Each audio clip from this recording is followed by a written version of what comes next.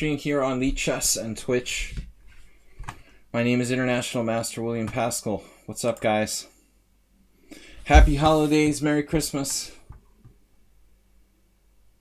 What have you? We are live. Masturbate. What's up, man? Mr. Coffee, thanks for being here. How's your holidays? Hopefully a few extra people who don't have to work. Mr. Coffee, back to work. You have today off. I'm alright. How are you guys? Everything's fine here. So, I've got submissions for the subscriber stream. Yabatis, Astrobate, Jim, WJ Loof, Nodge Papa, Zen Chess, and Zaid. If I have omitted your name from this list and you sent me a game to analyze, please let me know. Alright, it's a holiday here too. The second day of Christmas. Whatever that is. In Austria, it's like St. Stephen's Day or something like that.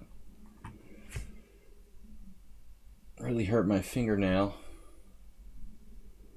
Alright, anyway, important stuff. So, we're going to get started here with Yabatis, I think. The first submission for this week. Guys, please support the stream. We could very much use your support. If you would like to subscribe or make a donation via PayPal or any way you can find to help support the stream. Happy Boxing Day in the UK.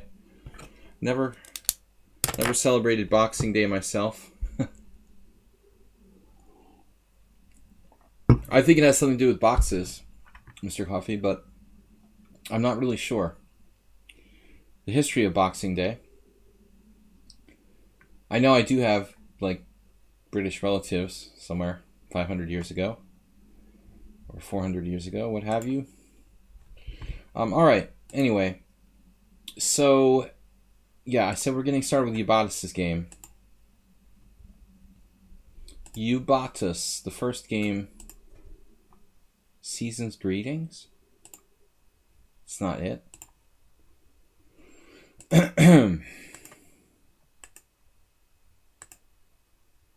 It's 6 days ago. Here. WJ Loof. They have Boxing Day in Canada too, don't they? Or am I just making that up? Not the French part of Canada, the British part? I had this weird feeling they celebrate Boxing Day in Canada as well, Mr. Coffee. This is from Yabatis. I really want to have this game analyzed. I might have lost the game in time trouble. But in one of my more explosive games, expletive, I spoiled it a bit in time trouble. Alright. What else but the Van Geet from our friend with the keenness for knight c3 and knight c6? Yes, let's do this. Knight c3, knight f6. Okay, Yabatis versus Ole.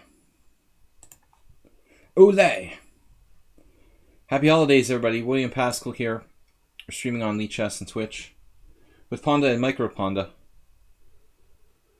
We've got game analysis for the subscribers. Don't forget to subscribe, support the stream, guys. Help me keep this going.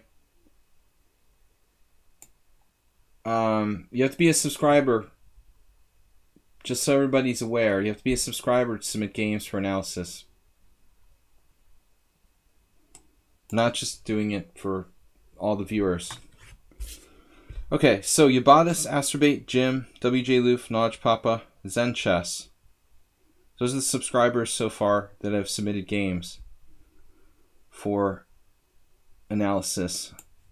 You know, if we have no time left or we have extra time, you know, and there's not enough subscribers, I would consider including those who have not subscribed. Alright, so Yabatis is up. It's knight c3 with white. We'll go to analysis board. Request to complete analysis. No, I just want to actually turn the analysis engine off. Okay. Mr. Coffee, feel free. Okay, so knight c3, you know, I think the only refutation of knight c3 is d5. It's not like... I still think white is about equal, probably. Yabatis' choice here with e4, possibly Also the d4, either of those moves. It's possible d4 is... It's possible d4 is better than e4, actually. In the fact that you don't allow black to have quite as much space. Saeed's, you're not a subscriber, so you were previously, but I'm reserving it for subscribers to the stream. So last time it was a borderline case, but now if you continue to not be a subscriber, I'm not going to do the games. You can get it if we have nobody else. If there's not enough subscribers, I'll do your game. But if we have other subscribers, we're not going to include non-subscriber games. So it's up to you. If you want to subscribe, I'll definitely include it. If not, we'll see if we have enough time or not. Yabatis, Astrobate, Jim, WJ Loof, Nodge Papa, Zen Chess, and maybe Mr. Coffee, if he submits a game. All right, Mr. Coffee is a question mark. So I just want to say that I think that E4 is more dynamic, but D4 is more stable. You don't let black get all the extra space. So E4, then black plays... Do I have the right position here? D6? What am I looking at? Anyway, all right, so knight F6 was played. E4, D6. What happens if Yabatis plays Yabatis? It's like knight C3, knight C6. Welcome to Ranchez and Merle Dixon, who just subscribed with Twitch Prime. Nixon is on... Merle Nixon is... Sorry, guys. Merle is on 20 months. All right.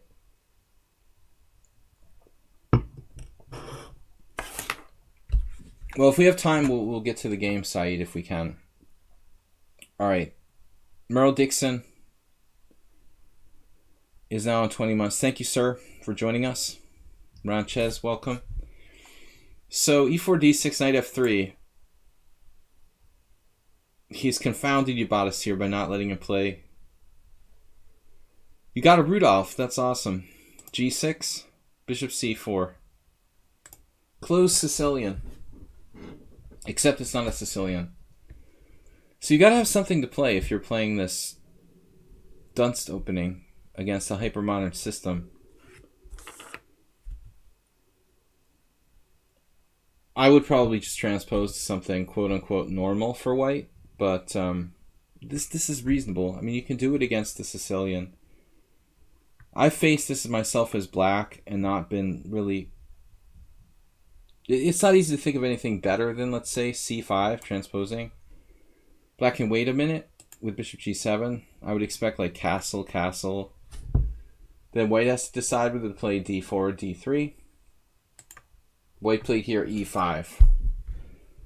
So this reminds me a little bit of like this opening. It reminds me a little bit of e4, c5. Let's say knight f3, d6. How does this go? Thinking of a specific variation now. I'm trying to think of something. Where is it white plays e5 early? No, I can't remember. I'm honestly totally stumped. I don't know what I was really trying to think of. Okay, what I want to say is I think this is a mistake from a strategic... canal attack. It's a mistake from a strategic standpoint. I mean... White basically trades off his own central pawn with e5. I don't think that can be correct. You're basically doing black's job for him. Saying, here, destroy my central pawn. Alright, I'll destroy your central pawn. D takes e5, knight takes e5. It's not that bad, but I think, basically white maybe helped black, theoretically, to destroy his strong point. Still... Okay, castles, and now white to play. If I were white, I would at least toy around with the concept of castling opposite sides here. So, what about Yabatis not castling and playing queen e2, possibly considering the idea of castling long. It's dangerous. I mean, it's really dangerous because white is threatening what? h4, h5, but you've got no bishop to support it. And then if you castle queenside, it's going to be easy for black to counterattack. c5, a5, b5, throwing everything at you, and the bishop's on the long diagonal. Yeah. So you just castle. And now black played, looks like something I would do in a very stupid mood. Queen d4, trying too hard to refute white's position. So you see, your countryman played this better than your opponent. Chelsea. Queen d4. This is trying too hard to refute white's position. This is misplacing the queen, probably. So you see here, Karsten Hoy just played knight on bd7. That's like the soundest move black can possibly come up with. How is this? Castles? Yeah, knight on bd7. I'm curious what happened after that.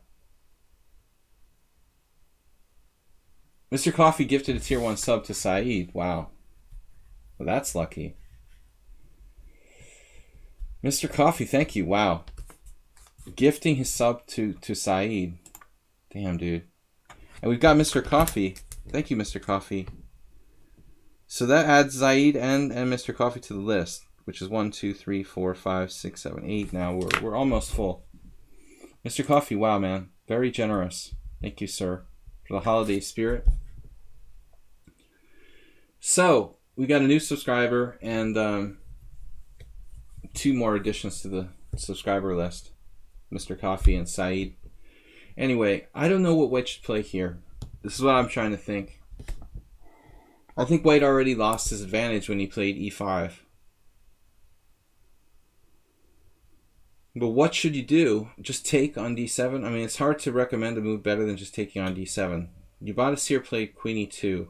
But this didn't happen, my bad. Okay, so this is what would have happened. And then, how bad is it to take on e5 in this position? Tigran himself had this game with black.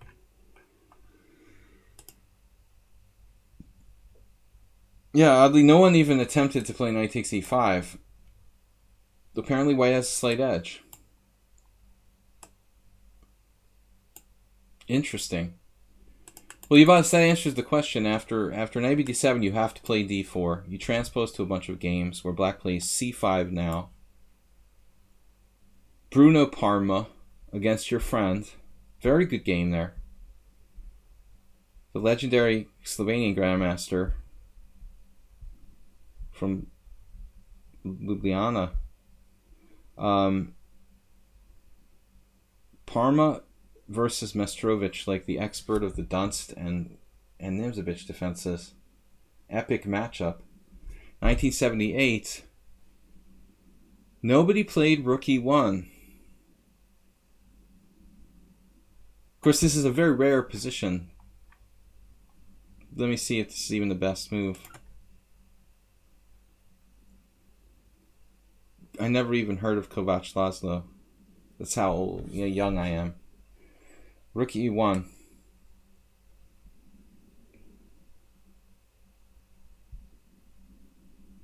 How does this work? Rook e1.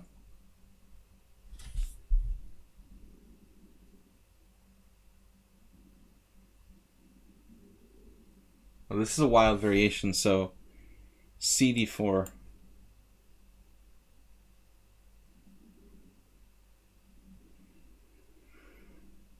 Yeah, I would never be able to find this over the board. But there is a way for white to maintain. Basically, he's able to maintain the position with the least equality. But it's probably very important for you, Ubatis. I don't know if Ubatis even in the stream, but it's important for him to maintain this position. This is a cool position. Check this out now. Now the engine's actually looking for improvements. It thinks knight fd7 is better. That's very hard to believe. That move is stronger than knight on bd7. Wow. That is some serious chess. Knight there because you can maybe roll it out to b6 on the bishop on c4 like Grunfeld. So it's actually not less accurate than playing knight on bd7. So Karsten was wrong. Then there's this weird move, knight e8, which doesn't even really do anything. All right, castles, queen d4, mistake, queen e2, and then e6. And as you can imagine, this is not really the most constructive move for black. Notably blocking in the bishop on c8. The queen is exposed on d4. Okay, white makes a developing move. There's no discoveries. Knight on bd7. This is very awkwardly placed here. Avoiding exchanges. Obviously, Yabatis has to look at this, but I guess he decided it wasn't enough. Probably right. If rook takes f7, queen takes e6, there's knight e5, which appears to defend everything. Right. I would look at that. Knight f7, rook f7, queen e6, knight e5.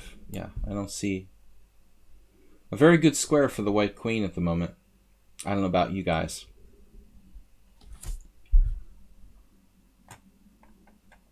A little short on squares there after knight e5. I don't think Ibanez is actually here. I was like assuming he was. This queen is misplaced outside the pawn structure, outside the shell of the pawns.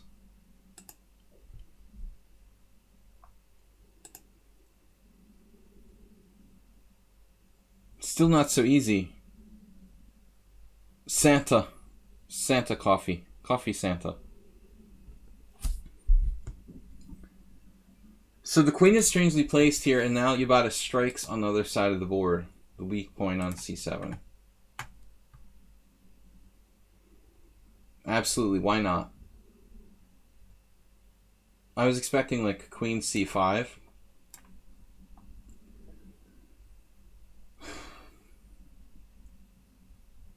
But if we go back a minute, you know, I mean, it does seem like queen g4 is a strange choice. Maybe the queen should go to c5 directly.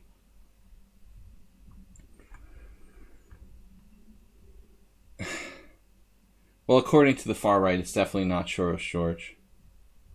Maybe it is. It wouldn't really make sense. Anyway, I don't want to get political.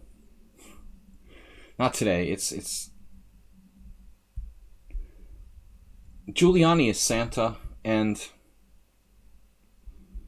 the best Jew in the world or something. He's everything. He can be the best Santa in the world too. He's a better Santa than Santa. I don't know. Alright. No. Knight f3, queen g4, h3, queen h5, knight b5, c6. Warren has Barney coming to one of her rallies, I think. She's considering a run with Barney the Purple Dinosaur as her vice pres. I don't know if that's legal or not. Knight b5, c6, knight c7, rook b8, knight takes e6. All right, I'm just joking around. I don't know what I'm talking about, but what is going on here? So knight takes e6. I don't think I get it. But apparently, rook e8 can be met by something.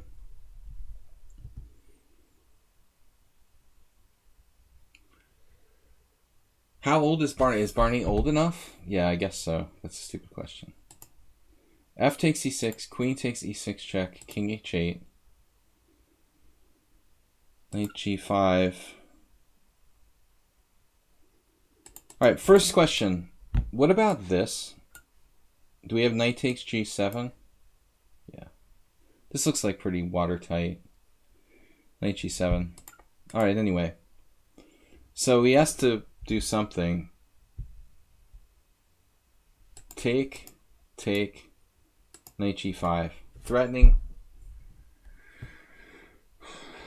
knight f7, which should at least get back your money. Most of your money. I wish we had a smothered mate, Ubatis, like your last submission.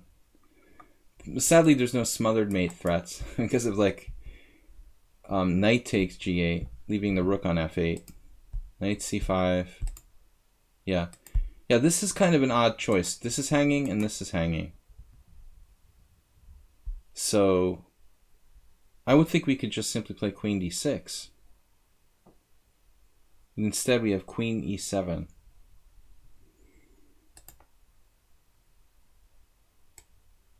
Okay, Stockfish is calling this a draw.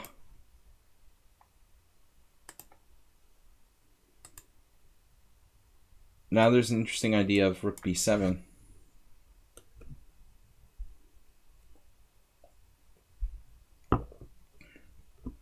But like typically, you know, typically when you sacrifice for this type of situation, it's like two pieces.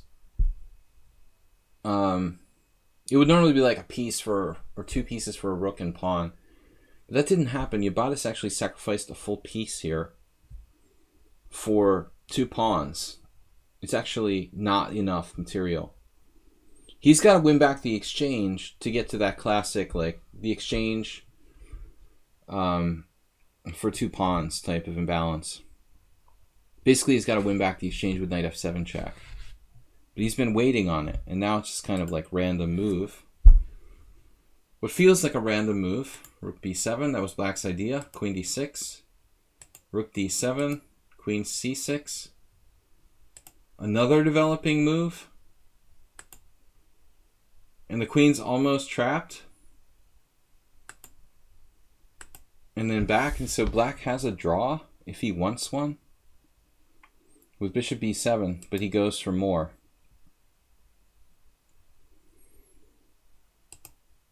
And then Ubatis like sacrifices. Is this necessary? Is this sound? I really have no clue. I mean, I would first of all consider something sound, like queen f3.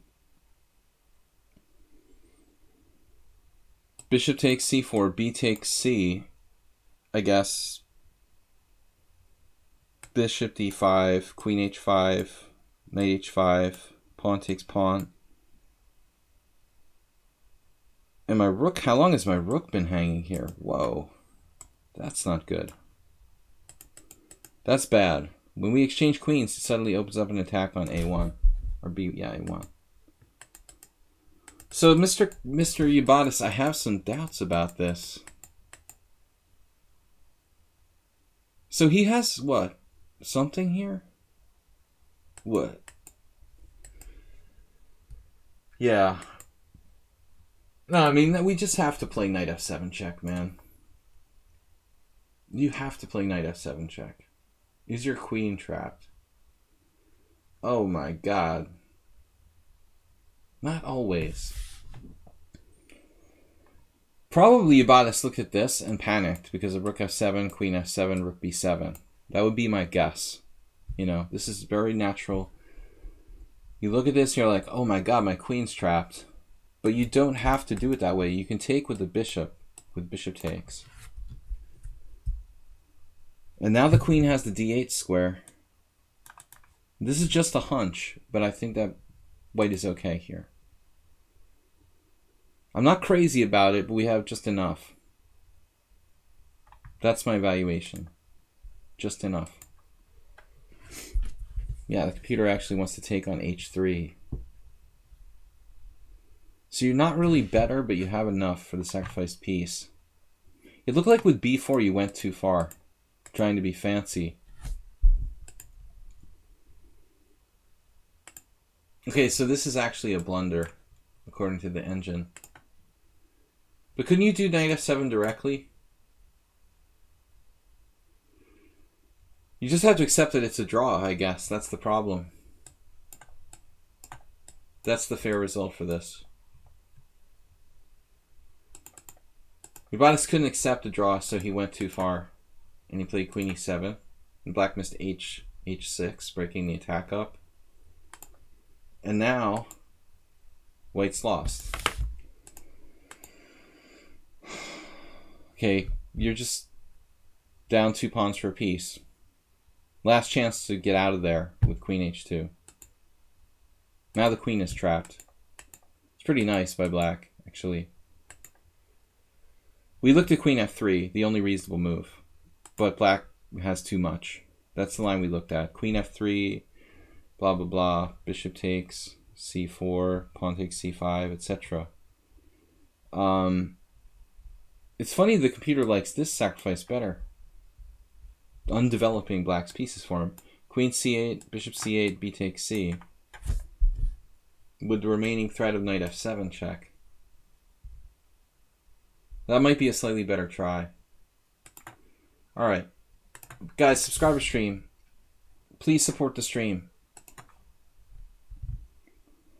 I've been spending too much time in this game. I just realized, alright, we got to get through this.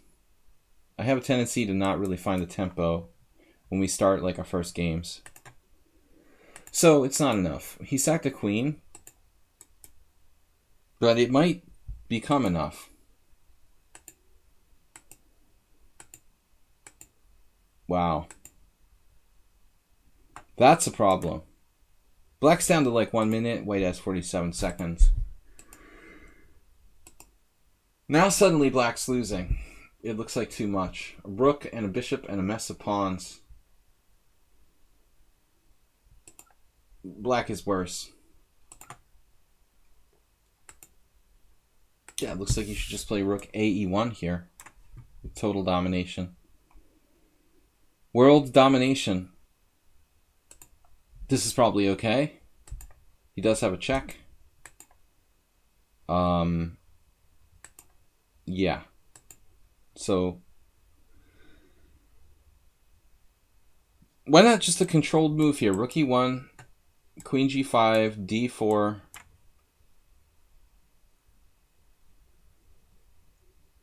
Oof.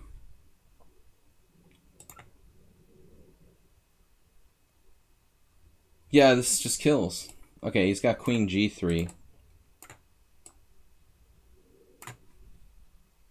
This is the only variation that doesn't work.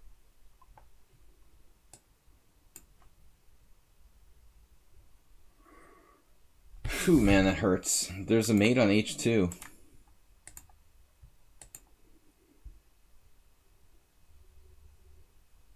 Anyway, I'm not sure his rook f7 check is necessarily bad. Just seems unnecessarily complicated. This is good enough, I'm sure. a5. Yeah, and I don't like leaving the back rank for a check here. Seems unnecessary. I guess white's still winning, though.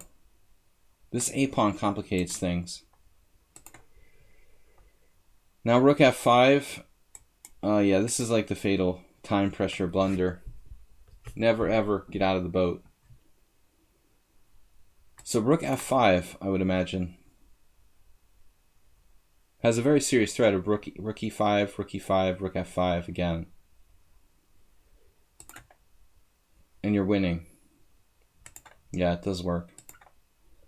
But no. d4, panic. Panic mode. And white is suddenly out of luck. But anyway, it was a fun game. Thank you for submitting about us. Even though he's not here. Asterbait's up next. That was a long time on the first game, guys. I gotta move a little bit faster. Okay, Asterbait. Here it is. Merry Christmas. I can't help this message. It sent itself. But I just played this Cochrane. It's actually Cochrane. Cochrane's Gambit. And played knight c3 on move 6. Johnny Cochran. Brings me back to the good old OJ trial. I played this Cochrane's Gambit and played knight c3 on move 6. If I may I submit this for Thursday commentary? 2 inaccuracies.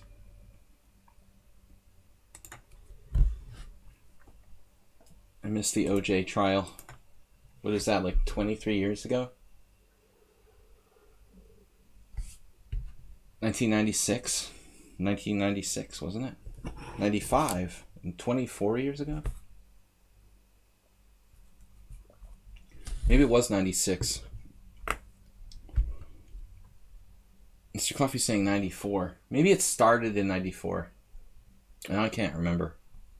It was a long thing. Johnny Cochran. Alright, so e4, e5, knight f3, knight f6, knight takes e5. The Petrov with knight takes f7. Last time Astorbate's opponent like threw him a curveball with queen e7. It's not a good idea to sacrifice your queen if your opponent can has played queen e7, man. Even king takes is probably better here than a normal Cochrane's Gambit. But alright, this is the point. Bang, bang, bang. It's also possible to play knight c3 if you like that.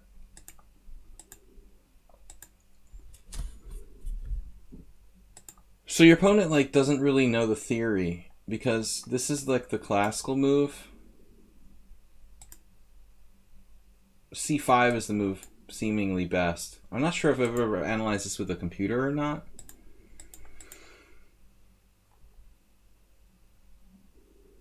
Interesting that the computer likes g6. This move has always been my standby. Spending many hours in college watching the trial. Yeah, so c5 trying to disable white's center is the main idea, and you don't recapture if white takes it. You just develop and you play. White has 3 pawns for a piece. It's really interesting. His opponent probably doesn't know the theory, so made natural moves here. Bishop e7, knight c3, rook e8, very natural move. Bishop c4 check. This is the problem. You'd really like to get the king over there, but there's no time. Notably, the 3 people have played bishop e6 here, including Arnaud Hochard, who's a decent player. This is not as crazy as it looks, though it's kind of dangerous. One would assume this is kind of dangerous for black, my opinion. Although black won both games, I think it's just a random chance.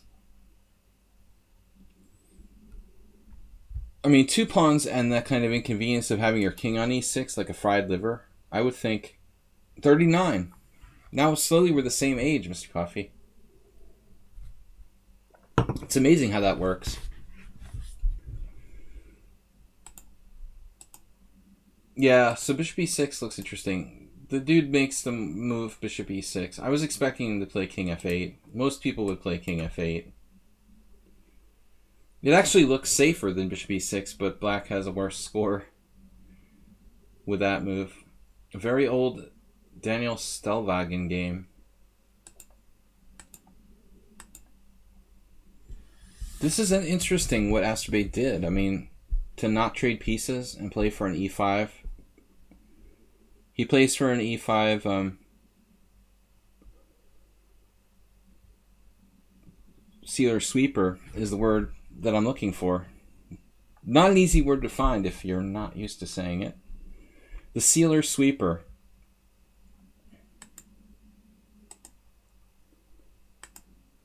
So apparently, the computer thinks this is a far better move than bishop d7. Because you don't want that fork on e6. When it forks the king on f7 and the bishop on d7.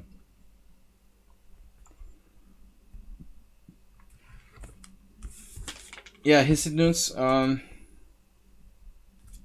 don't know, kind of borderline. If we have time, I would do a game. But we do subscribers, and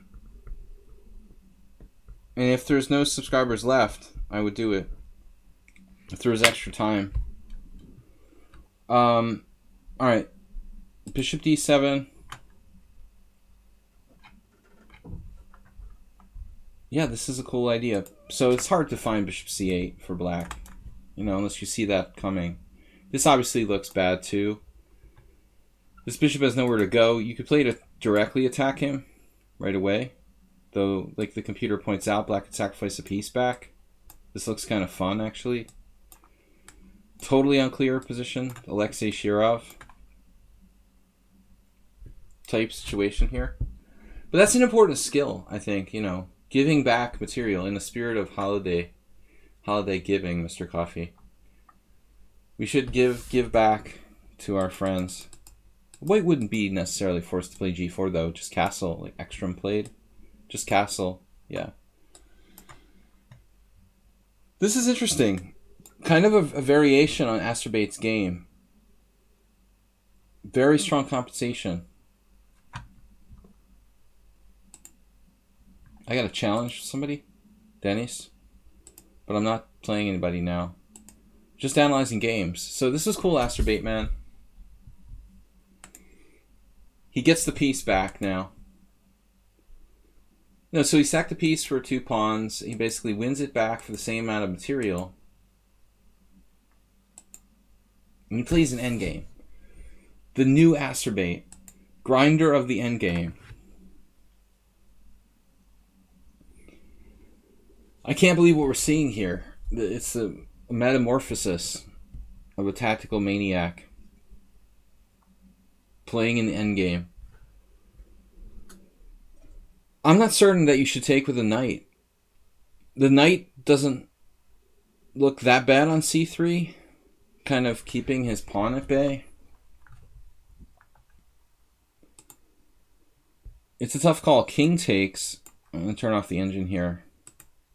I mean, the point would be that the king would come here, but maybe Asturbate's right. Because basically after king takes, knight c6, there's this really annoying knight move. You just can't live with that. I mean, yeah, you could castle, probably, and play like rook f2. Yeah, castle. I did that once, thinking I could castle. Never mind. King here, I'm playing chess 960. Can I castle? Alright, it's been a long day, guys. Knight takes here was a good decision by Asturbate.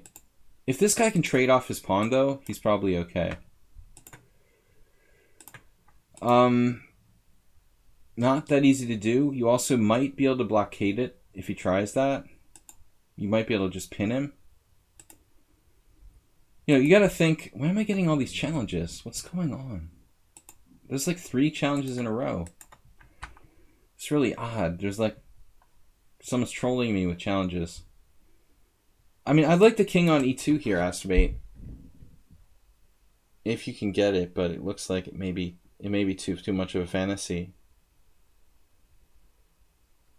If you can blockade, say, when he plays e4, play f4, you can control the d4 square.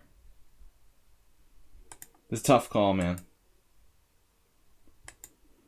But I think you did the right thing. Like, you probably have to castle so you can clear the e-file. Thanks, Asturbate, for the donation, 100 bits. They're playing a middle game, damn it. Not an end game. Centralizing the king is for sissies. Seriously, like, both sides agreed that they're not going to centralize the king because it's too dangerous. Maybe true. I'm just going to ignore that. I'm not going to keep banning people.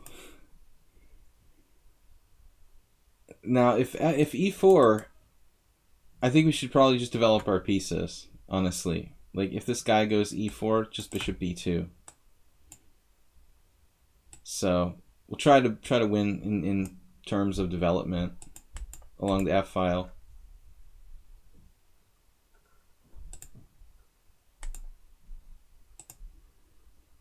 But here, Asturbate, I'm a little bit concerned that black is well centralized, and bishop a3 may be hitting the air. I feel like your bishop would be better on this diagonal where the actually important points on d4, e5, f6, g7. I mean, pretty much this whole diagonal, all those points are relevant here. So, I mean, bishop a3 feels like a more active move, but I think it's actually likely a mistake. No. Computer wants to play bishop b2. This is not as appropriate.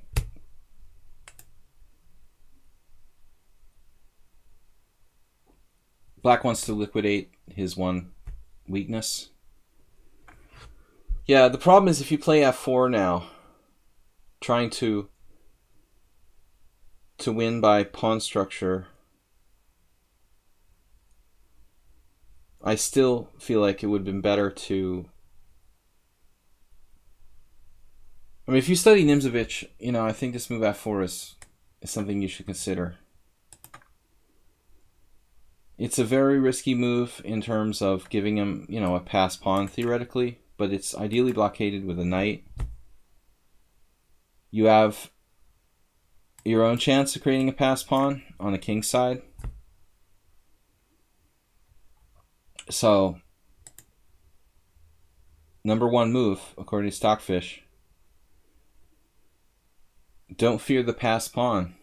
Nimzovich blockade. My system. f4. However, it's not the only way for white to play this position. You know, I don't think it's necessarily a mistake, but I think, you know, what's our alternative? He's going to take here. We're going to have to take back with a rook. So probably rook d1. The idea of pawn takes pawn, rook takes, and this is covered. Because you should not have played bishop a3. You should have played bishop b2. This would have been way more relevant to the position. You could have been threatening to take on f6 now. The presence of the bishop alone on b2 may have actually been enough to make him not play e4, because his e4 pawn will be weak and he'll allow bishop takes f6. There's nothing for the bishop to do on this diagonal. The only thing this does is like literally prevent black from playing rook e7.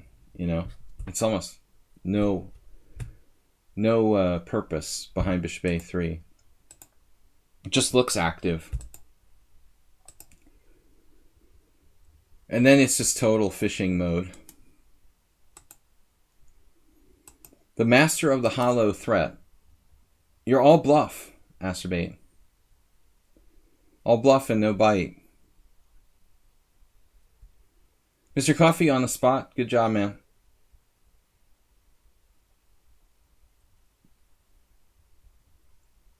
Yeah, you really don't have a threat here.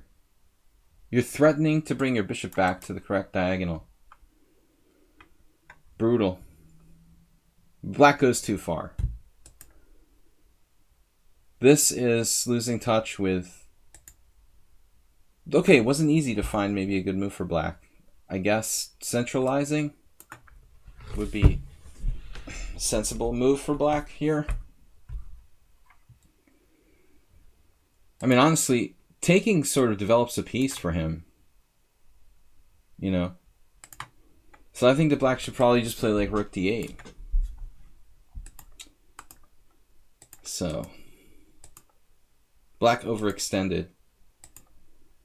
He's about to pay the ultimate price, losing that pawn, and then he just ignores it. So, he just dropped a pawn. Thank you. Now we get to see Asterbate's technique. Conveniently, white has now c4. But Asterbate panicked and he played only the second best move. I told you should have put it there. It's a very strong bishop. So now we have an interesting endgame. Feels like it's probably close to equal, honestly. I'm not sure what we've got now after this move. He actually sacrifices a pawn. And then Asterbate gets crafty. And then, oh my god, what did I do to myself?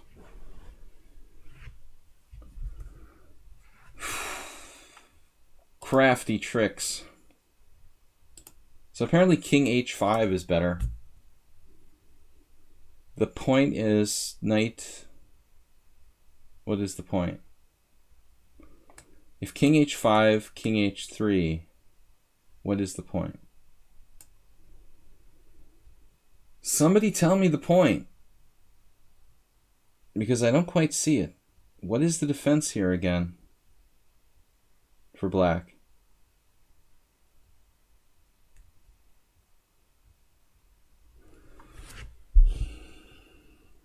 Knight g6. That's... Yeah. Because knight g6 contains the threat of knight f4 check. And gives black king g5. So if you play king h5, if he plays king h5, you have this. Threatening this. And giving you g5 square to escape with through here. It's kind of like a lucky miracle that black can save himself there.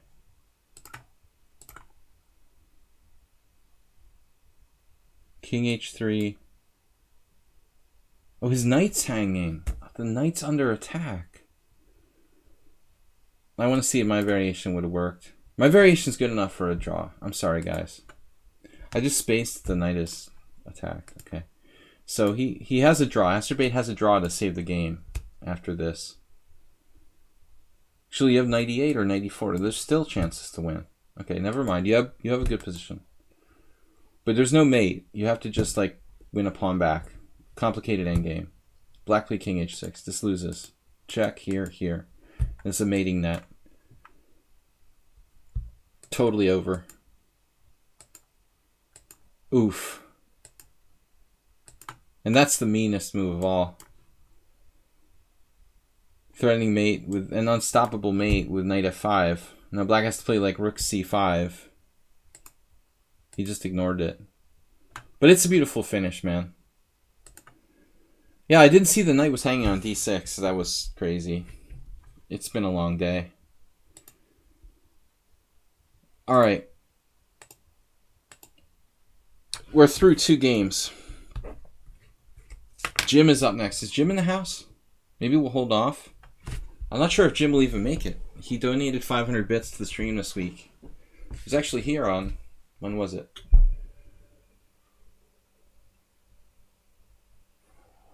Our only stream was Monday, right? Tuesday and Wednesday were off. Jim was here on Monday. Let's wait one more game to do Jim's game. Because he might not be here at all tonight. I don't know. What's up, Merle? Yeah, he may not... Maybe not making it, but... Just in case, I'm going to wait one more game. We'll do WJ Loof's game. Is that right? I'm so glad I have the weekend off and I don't have to play chess. Merry Christmas, Chess Panda. Panda. Get it? WJ Loof, thank you. 100 bits. Took down my second highest rated opponent in the Evans Gambit, but still looking to improve. Evans Gambit?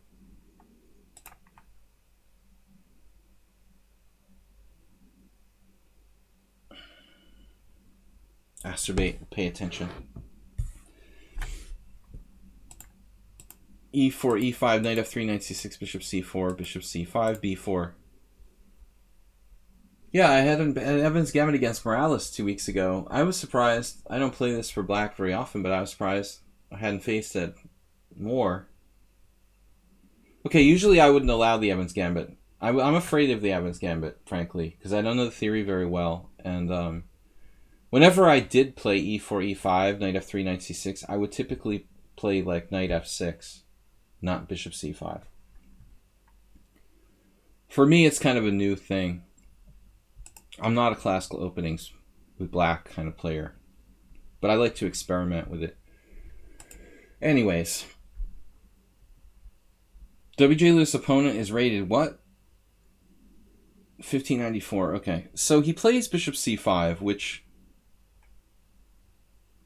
is just a typical move that's blatantly walking into d4. The accepted variations, are bishop e7 and bishop a5. This is the more experimental option of here. Apparently this is okay too.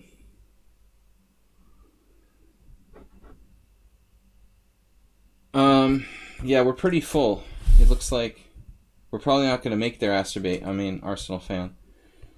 I don't know why always you guys confuse me. But if we have time, you'll be the last one. Arsenal, don't let me forget to tell you that we're not gonna be here next Thursday. I have to go away to the U.S. Embassy in Vienna, unfortunately, on an errand, which really sucks, to go 3 hours to get a document signed. But I'm going to be away for Thursday stream probably next week, and Thursday in general. So send me a message at some point this week. While you're here, I just wanted to let you know. C3, bishop takes b4, c3, bishop c5. Very, very rarely played. I'm actually surprised to see that anybody has played bishop c5. Hasna Daraglu. Okay, this was 2001. I guess he was pretty young. I played him in Budapest, like 2006.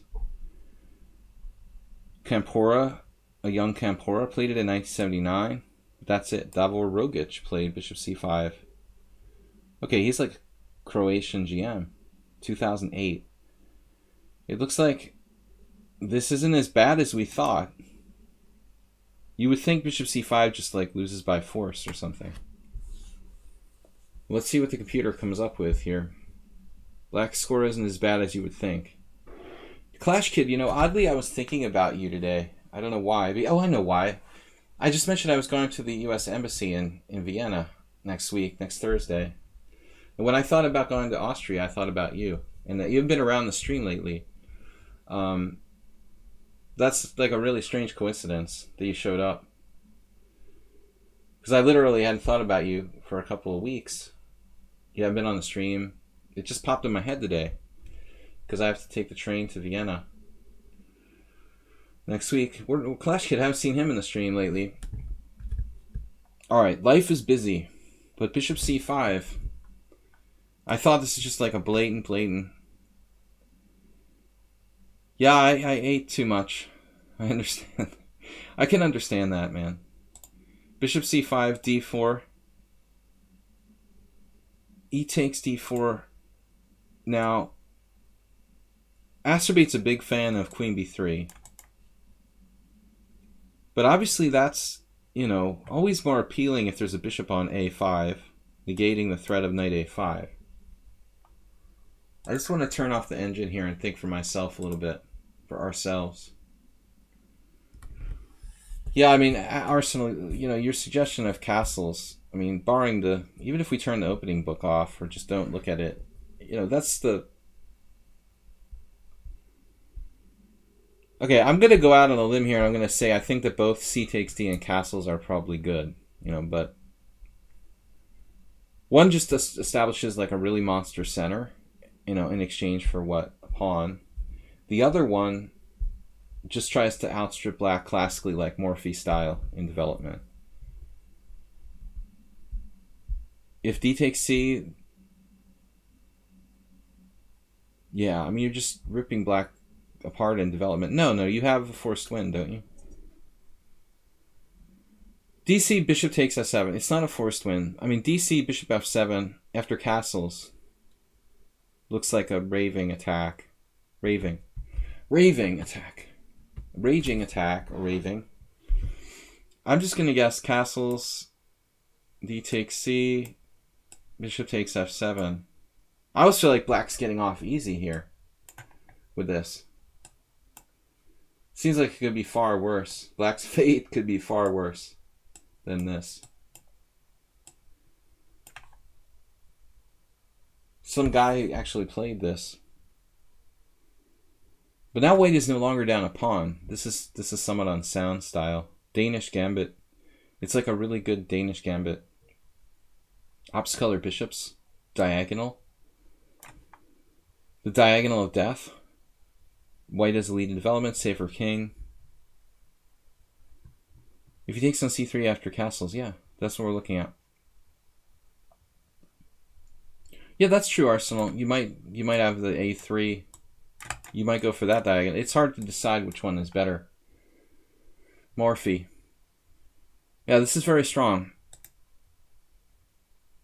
Alright, so this has actually been played. Grosspeter Attila, Hungarian Grandmaster, actually did this in a game in 2014.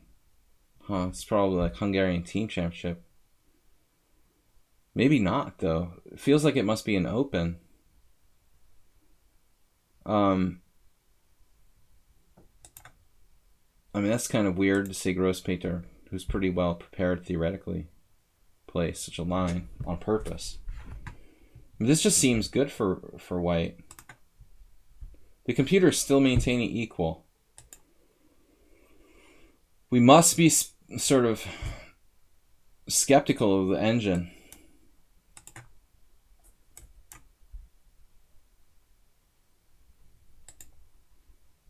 So this makes more sense to me. I mean, you're staying on this diagonal. You're keeping pressure on the center on d4. It's not a target. You got to play bishop e6 here. Bishop e4 is just a weird place to put your bishop. I can't believe some strong players have played this. That's crazy. That's insane, honestly.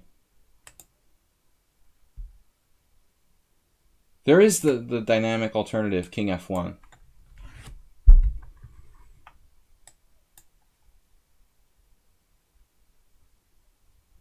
Yeah, so this is actually a good motif, WJ Loof, to keep in mind. In this case, I think it's better to, I agree, it's better to play king f1. Maybe your rook can still enter the game with like h4 as part of an attack, although I think that's kind of a fantasy, if I'm being honest. Still, I mean, there's direct threats against f7 very quickly forming here. This was played in a game. That is a cool idea. So play bishop e4 check to force king f1, then put the bishop on a sensible square. But, I mean, still, this looks... There's also this.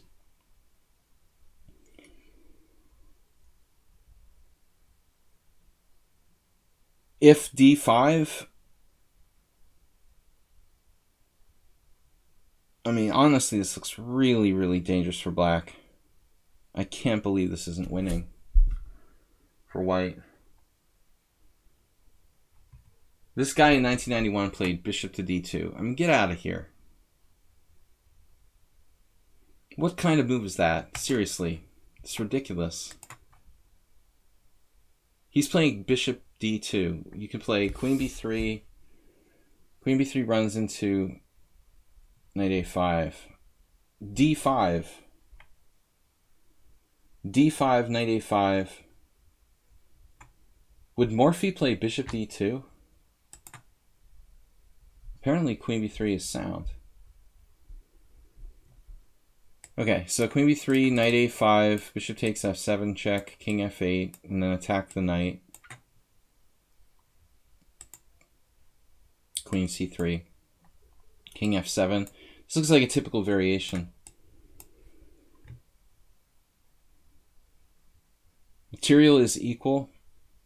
The white king is a little safer than its black counterpart. The pawns are strong in the center. We don't trade queens. Variation. Morales style. Whereas Morales, he would enjoy this. He would beat me in this position. It's interesting here that Stockfish has an engine novelty with knight a5.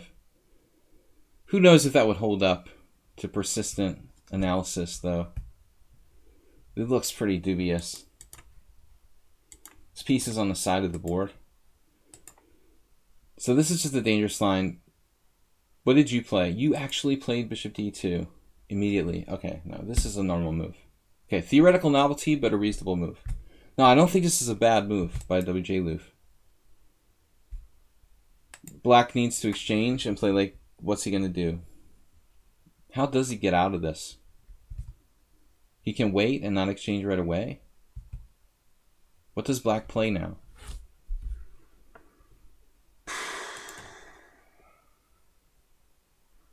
I like king f1 is more romantic than bishop d2, but I don't think it's a bad move. Yeah, but the next move is definitely like not right.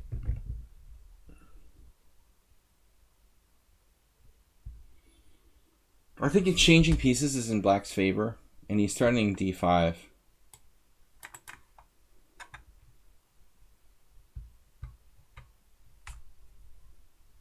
This move basically justifies black's position. Exchange, exchange, and he misses d5.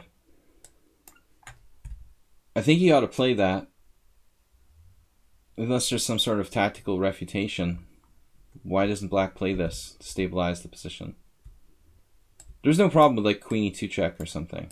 You know, you have this like in an Italian game. a3 is out of the question. We cannot play that move. Yeah, unfortunately, WJ Loof missed the basic thematic shot. Bishop f7, or at least decided not to play it. Bishop f7, king f7, bishop takes b4, knight takes b4, queen b3 check. Presumably d5. And I guess, you know, it's possible you had the chance to play this and passed on it.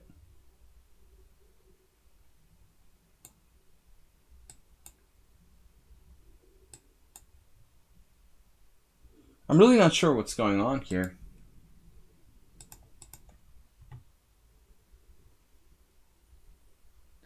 Yeah, this line is actually better for black. Wow. Queen b3, d5. You have to play this perfectly. Knight e5 check. Wow. King g8, let's say. Queen b4. Not easy.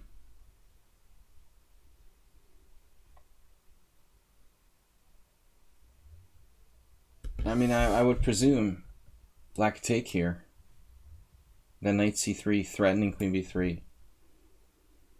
It's still not convincing. It's just not entirely convincing. So you could play this first. I'm not sure how much this changes the position.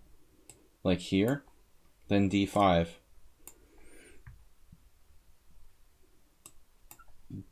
This also looks slightly better for white. You get your pawn back with a strong center.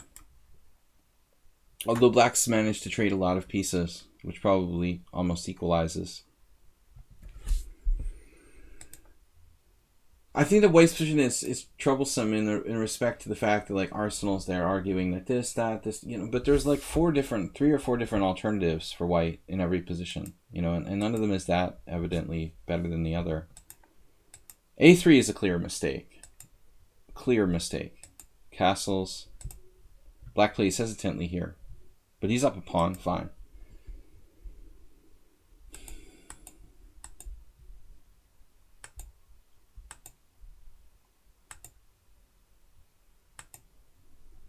How strong is this player? He's like 1500. Yeah, this has gone really badly for white. Clash Kid, what? You thought knight on bd5 after queen b3 check? In this last variation?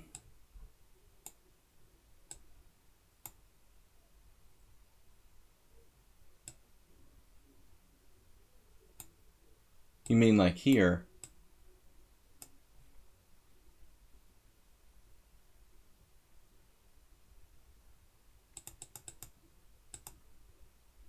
Oh, here. You mean like this?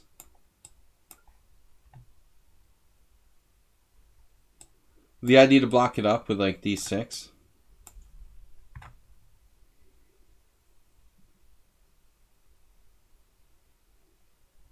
Yeah, that's interesting.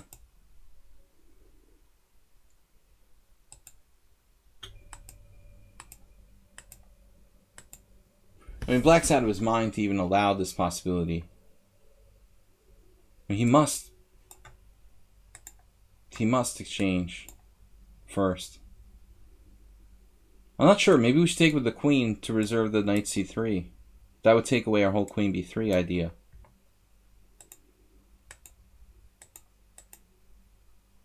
Yeah, but I guess Arsenal also suggested knight on bd2. Speculative possibility. Playable. It's definitely playable, man. King f1 though, by far the most dynamic. Yeah, that's probably Black will play d5. All right, let's see what happened. Anyway, this is bad. Black could have played d5 to clarify the center, but I like the way he played this, and he got a good position. And now you have to play g3. You can't allow this knight on f4, and it's not even that. I mean, it's just bad. You know, it goes from being a good piece potentially to a bad piece in one move if you play g3. This is a classic example of a position where you can't be too dogmatic. The beginner is taught, do not move any pawns in front of your king, you know. So WJ Loof is sitting there like not considering g3 because on basic principles, they're like, well, I'm not supposed to move the pawns in front of my king, right? Well, the answer is yes and no. You know, like in this position, you actually are supposed to move the pawn in front of your king. Like probably this is the best move. I would think like keeping the knight off of f4 would be a really high priority here. It's not going to make your pawn magically reappear, and you're still going to be down a pawn. So the engine is still like, it's better by Black by 0.8. I still think this is your best chance. I want to kill that knight.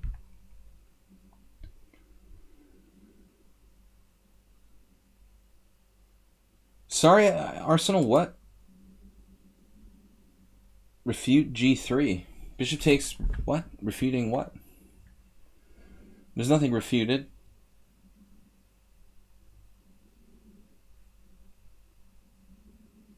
Yeah, I don't like queen b3 because knight f4 is coming.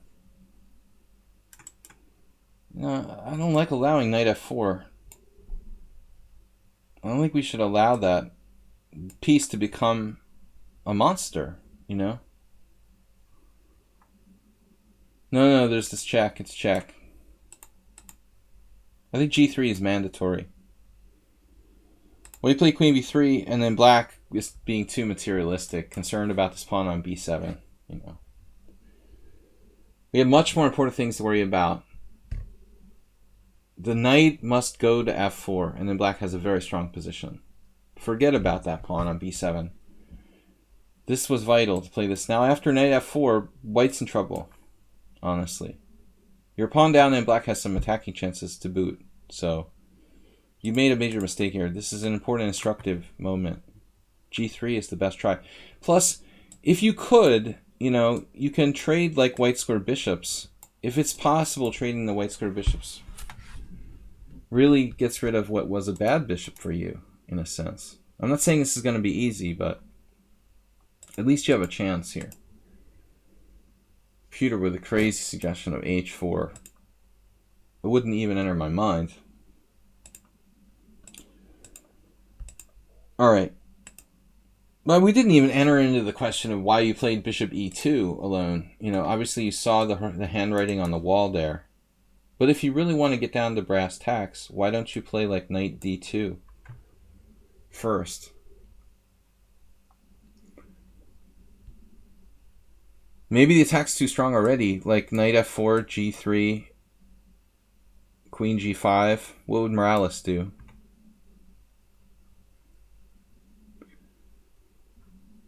It's already looking kind of scary.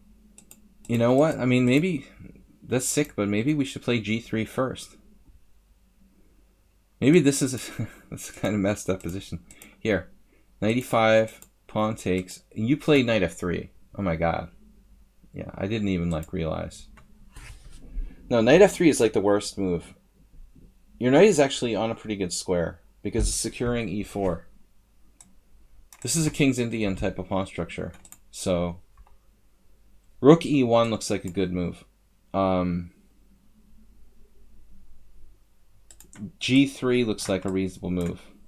I know that seems weird, but the bottom line is eventually this can happen, and you keep it off of f4. I would wait, though. Rook e1. All right, anyway, guys, we got to move along. Lots of games to analyze. Knight f3, knight g6 here. Black's better. h3, potential sacrifices there. But the trade limits Black's attacking potential. Yeah, he could just go back. I mean... But as the engine points out, knight f4. Black doesn't really want to trade stuff, I guess. Don't really want to trade pieces. He thinks, though, I'm up a pawn. All right.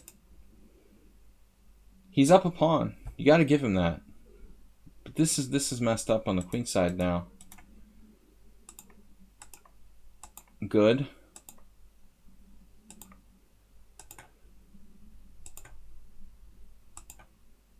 What just happened? Right, h5.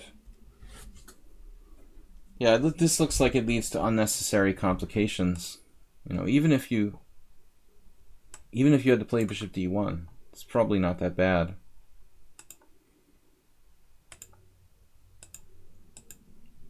Letting the king side get a little bit chopped up. Black actually went wrong. Blobix just subscribed with Twitch Prime. Thank you. 8 months. The Blob. Thank you, Blobby. Alright, so, well, it all went wrong. It all went wrong for Black here. Now, all of a sudden, his king is more exposed than White's king, it looks like.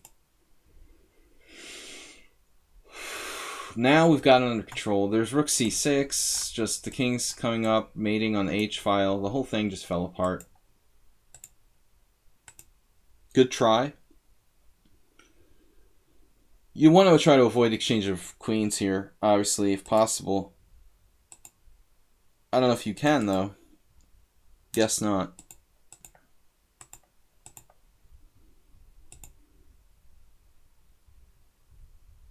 Apparently Black had a very calm defense. King f8, king e7, didn't see it. This weakens his king side worse. Fatally, in fact. So now he's actually in a mating net. Oh, man. So it's funny, if he plays this... Thank you, Mr. Coffee. Thanks to all the new subscribers.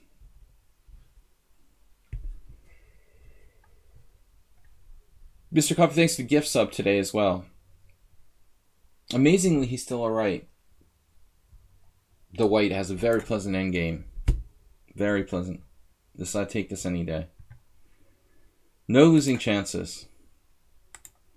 But this is nice, mate. f6. Goodbye. Goodbye. That's beautiful. Whoops, you're not going anywhere. Come back here. Okay, the vacuum. Alright guys, we're running really late. It's already almost 8 o'clock, so I'm going to go through these games a little bit faster. Jim's up. Where's the Jimster? The Jimster...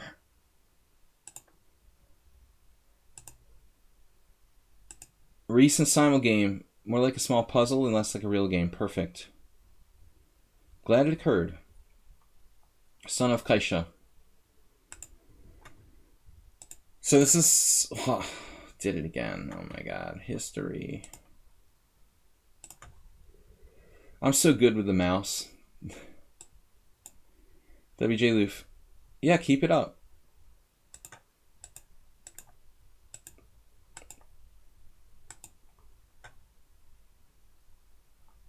Who was son of Kaisha?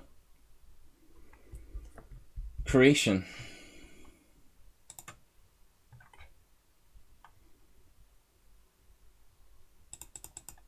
All right.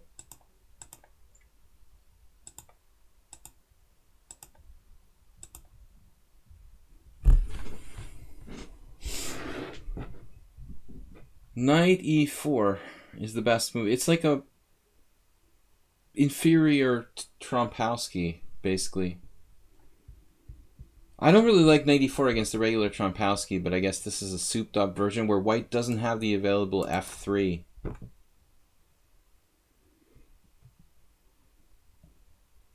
When you say YouTube guy, I think like Clash Kid means that other guy.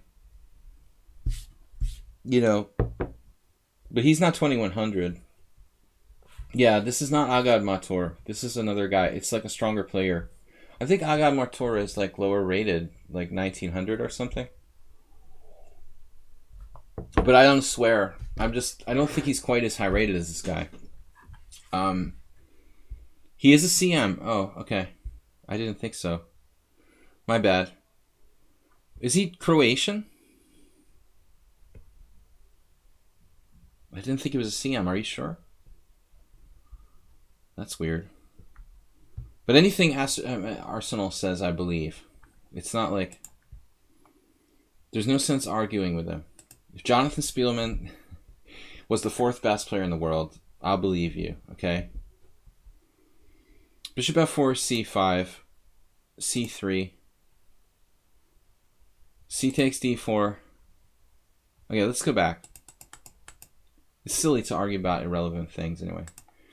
Knight e4. That's it. Like there's like this. Like you have to argue for the sake of arguing. Whatever, man. Okay. He's 1900. No, he's whatever. All right. c5.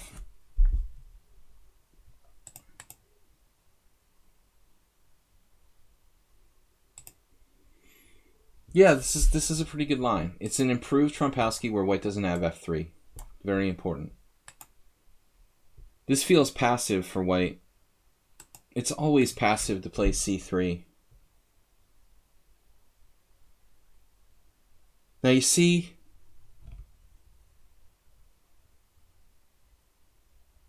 Blobix points out, I'm going to start arguing again. I don't know how you can be a CM and be 1936 FIDE.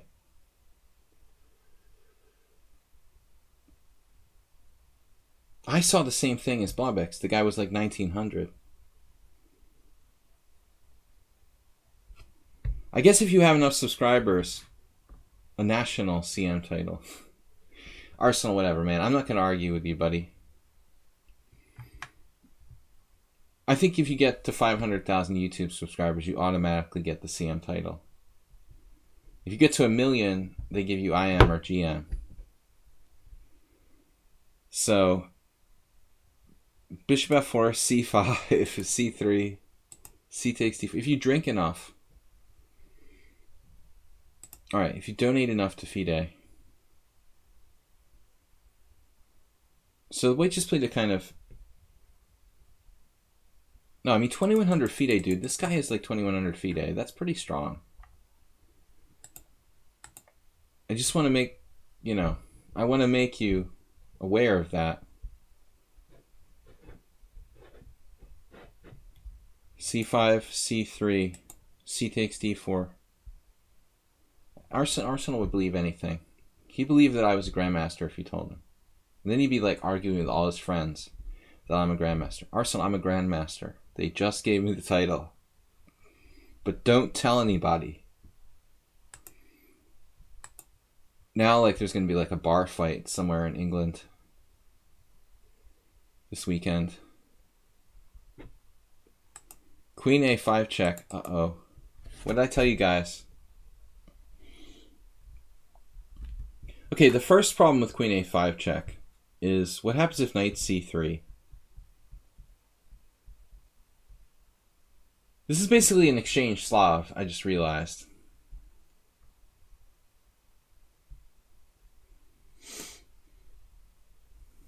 Remember, like years ago, I had the white side of an exchange Slav in the first round of a Grandmaster tournament, and I played it on purpose. Though I hate the exchange Slav. I had no prep and knew nothing about my opponent, so a first round draw was okay. He stole the cup that my little sister won a month ago.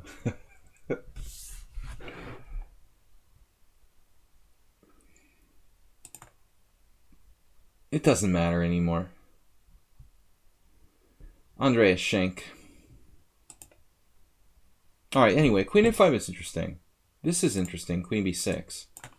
I think that's the professional move of those Slav exchange players with black. Here, I was thinking knight c3. Maybe I missed something. I was actually intending to play queen d2.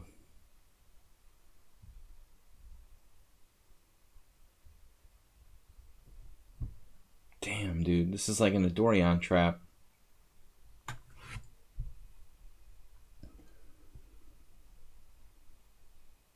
It looks like something out of black is okay. Oh, that's sick, dude. When you take this to the end of the horizon, black has e5 here. What a variation. So white tries to get away with this trick, and then you have bishop e4 coming. That's what you get for trying to be fancy and get a more active development with white. Jim was actually hoping for that, probably. But this is just feeble for white here. Okay.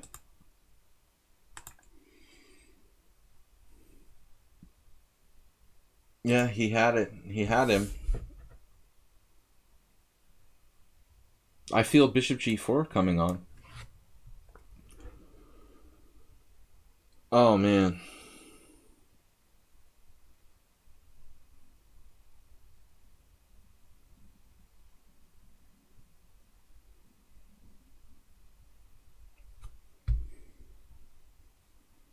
But I mean, that's fine, Arsenal. But like NM I could understand. But the CM is specifically FIDE title, you know. I think it's sort of stupid anyway. It was enough titles already with FIDE Master, IM, and GM, but they needed another way to make money. There wasn't really any need for another title, basically. And it's too close to FIDE Master already. But I mean, CM specifically is a FIDE title. E3, E5, bishop takes E5, bishop G4. Yeah, like any country can have an arbitrary NM. Maybe they're different levels. This just wins a piece. That's beautiful. Nice trap. So he just opts for the simplest option here. And let's see. Now white just resigned, but I think he resigned a little bit early. As you can see, white can play king e2. Alright, I mean, I guess it's enough. We take this, and then we escape with our other knight over to c4. You can't really criticize a 2100 FIDE player for resigning here. Yeah, what do you even call? I didn't even know like the ECF had like master titles. It's weird. What do you call it? Like, I didn't even know that existed. It's already cool enough to be like 200. How long has that existed? I don't think like back in the old days when I played in England. The last time I played in England was, Christ, it was like 13 years ago or something. I don't know if they even had those titles. Yeah, something new. All right, anyway, nice game by Jim. Guys, we're running out of time. Got an hour left. That was a nice trap, man. So Zen Chess. By the way, guys, we're streaming tomorrow. Normal schedule Friday. Friday Blitz. Sunday Simul. Is my camera frozen? Did somebody already tell me that? I think it's just my Twitch stream. I just need to refresh my page. Looked like I was frozen.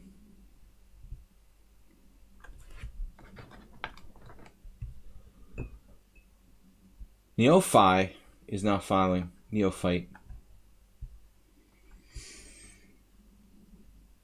Click to unmute. Is my stream okay? We got an emote thanks to Mr. Coffee's gift. What did he do now? That's an old one. Alright, I'm just checking.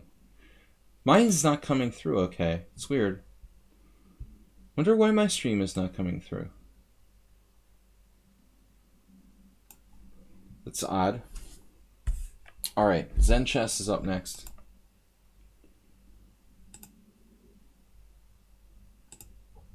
Whoops. No, I think I missed Notch Papa. Alright, there he is. Notch Papa. Big Daddy. Here's my submission for analysis Thursday. Wow, this game may not be the best ever, certainly my most recent. Most recent period or most recent good game? I'm assuming he means his like most recent good game. Wonder when FIDE will implement women arena titles. The Wag'em. It'll start to sound like this. It'll sound like the Stockfish version that's on Firefox. WASM. Women's Arena Serious Master. Yeah, FIDE is dubious still, even with the so-called newly appointed government. Very little. I have very little respect for FIDE. They have like trainer titles. Like, it's really messed up. If I wanted to represent like some junior in the World Junior, I couldn't like be their official trainer because I don't have a FIDE.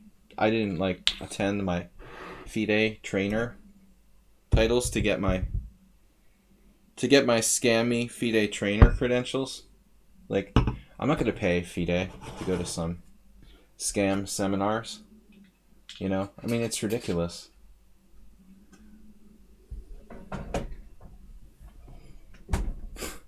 There's just no way, you know. One of my Facebook friends was like all proud they got their FIDE trainer seminar. Didn't want to say anything, but it just seems like really ridiculous. I mean, I can understand it, but it just seems very corrupt in practice. Alright, so this is Notch Papa. Damn it. It was the Suras game he wanted me to look at, I'm sure. The most recent one. So d4, d5, bishop f4. The London system. e6, knight f3.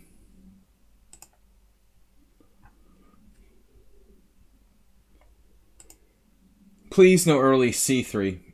Okay, here it's okay to do it. In this particular line, it's okay to play c3.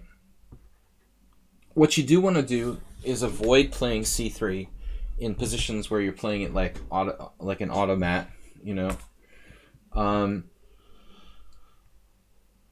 c3 is inherently a passive move for white, and I see a lot of people who are like playing the London system by rote, and they're like automatically.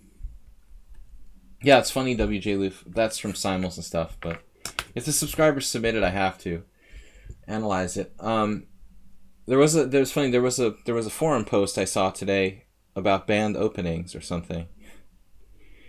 Barons and Knight, subscribe to tier 1. All right, thank you. Let's go. So c3 here. As I said, like normally a passive move. I would think like knight on b2 is probably okay. On queen b6, you could try some kind of sacrifice of the b2 pawn. I would think, but basically the idea is that you play c3, and if black plays queen b6, you play queen b3 with a good endgame, basically. Okay, this case you can play queen c2. This is not bad. Okay, that's all right. Anyway, I just don't like to play c3 automatically if we don't have to. This is normal. Knight c6, not the only way to play with black. There are some options, but I think it'd be better, if you're not going to play knight c6, it would probably be better to hold off on c5. Like black could play bishop d6, maybe even b6. Not sure. Is there anything dramatically wrong with that? Alright, let's just see the game. So this is main line. We transpose to main line. This has been theory for 100 years. Bishop g3, and then black takes on g3. I have to be honest, I don't know too much about this. You know, the normal theory is castles, and even 100 years ago, I bet you we could probably dig up like a Rubinstein game where somebody played bishop takes g3 against him. Yeah, the alternative here is to play bishop e7. And there might be other alternatives like knight h5. This is kind of interesting. That gets really weird. Knight g5, bishop g5, f6.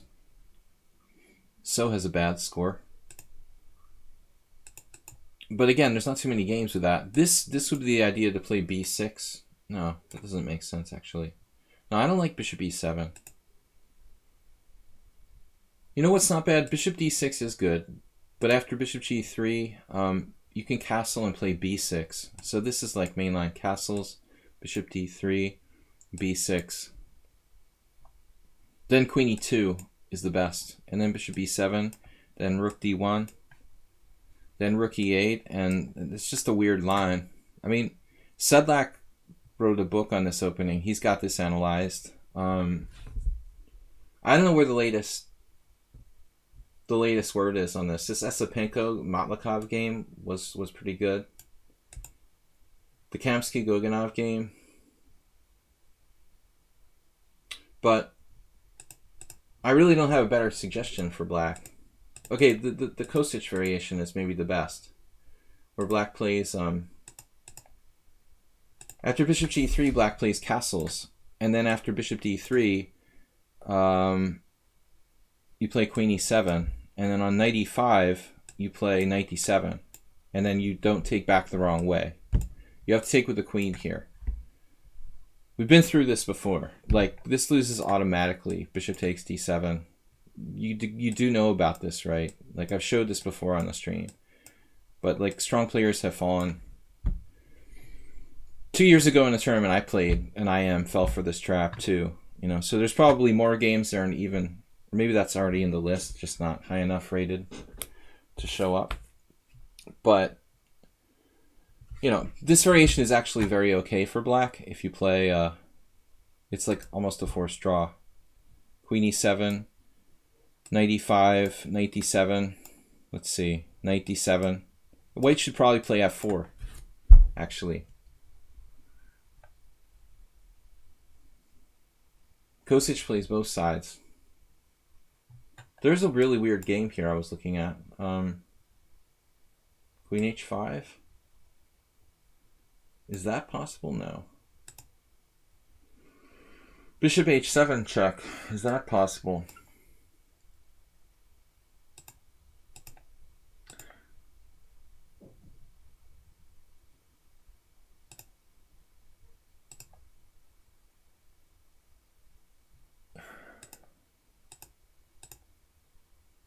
I guess it's just not enough. Queen e8. Yeah, this is not enough. I don't know, this seems like the best for black. The best that I could come up with, anyway. Bishop c7 novelty. Adds a new dimension to it, a waiting move. Okay, anyway. Enough explorations. Bishop takes g3, though, you know, rarely played in the games I've seen. On the other hand, how bad can it be, you know? At least you trade pieces.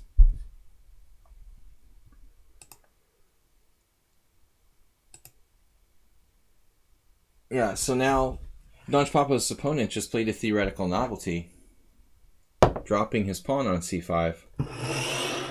Jim's here. We already did your game. I held out a little bit of hope for you, Jim, but we had to eventually go ahead and do it. It was fun, though. It was fun. And actually, I foreshadowed your idea. I analyzed another variation where e5 would have come in before we even realized what was really happening in the game. So it appears this line is actually pretty solid for black. Lots of draws, almost 50% score. Queen d6. You just basically like pretend white exchange bishops on d6 and say, okay, the h file doesn't bother me that much. Bishop b5. This is logical. Carlsen. I mean, Carlsen would only narrowly lose a match to God, right? He doesn't need an advantage in the opening. There is one here, apparently. Bishop d7. You just take, give up the bishop. They take with the bishop. You play knight e5. Damn, dude. Look at white's score in this position. That is just ridiculous. He's won almost every single game. He's like... White is like 21 out of 25 here. I don't think I've ever seen a score like that. 0 counterplay for black. Knight d7 almost universally played. Kamsky. Kamsky is in heaven here. Kamsky goes to bed at night and he dreams about this position. I won't go into any more details than that, but man, you can't even play f6. I think it's a pathetic life to dream about this position. But you certainly don't have a lot of losing chances. Man. So, alright. That's shocking, actually, how good black's score is with queen d6. I don't understand. So half the people don't know to play bishop b5. The first sign your opponent doesn't understand the London system is when they don't know to play this move.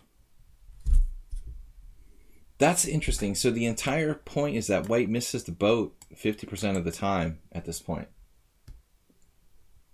Thinking that the point is to attack along the h file, but missing that the real point is to lock down e5. That's interesting. Yeah. We'll get to that later, you know. It's like, just lock down the center first. So like 60, 70 games, white didn't understand that he needs to play bishop b5. You just go here, and you just stick your knight on e5. Life is easy. Nimzovich. I mean, I'd like to see Kamsky beat a computer from this position. But, you know, whatever. He would have fun trying. But Notch Papa, you know, obviously I would consider trying to grab the pawn. I know I'm an idiot. Let's see. So black didn't play. Black played h6. So here you should probably take the pawn.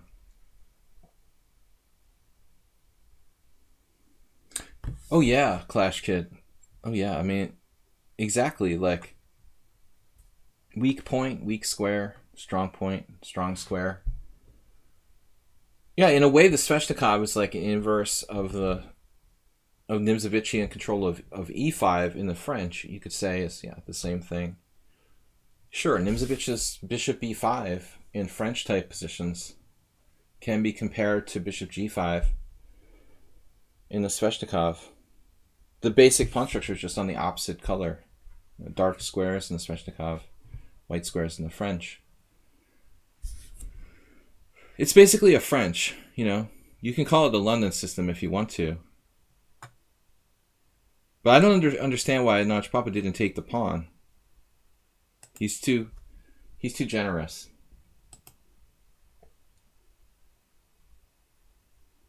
He let the guy transpose to the non-harmful variation. And he didn't do it. This is such an awful move. Wherever Nimzovich is, he's like, oh my god, they're still doing it. Like c4. Dosudmirsky. Yeah, this is classic. e4 all the way. It's just a question of when. You know, maybe we should wait a minute and complete more development or something. WJ Luf, at what level would you recommend Nimzovich? Praxis was my first chess book. You thought it was way over your head. Yeah, maybe at that point. But I don't think it's, you know, I don't. You don't even have to. You don't have to study like my system. I had this book like Hypermodern Chess. It was a Fred Reinfeld book. You know, like a Dover edition. You don't need like Nimzovich's language to understand his principles. I mean, what if you just studied, you know, the Reinfeld book, Hypermodern Chess? You don't have to be that advanced to appreciate like Reinfeld's annotations. I think it was Reinfeld. That's the easiest way to digest Nimzovich, you know, with Reinfeld as an annotator. Bishop d7, e4. Maybe you could hold off and like prep it with like queen e2. But this is principled. Though the white king, you know, you really ought to castle kingside here.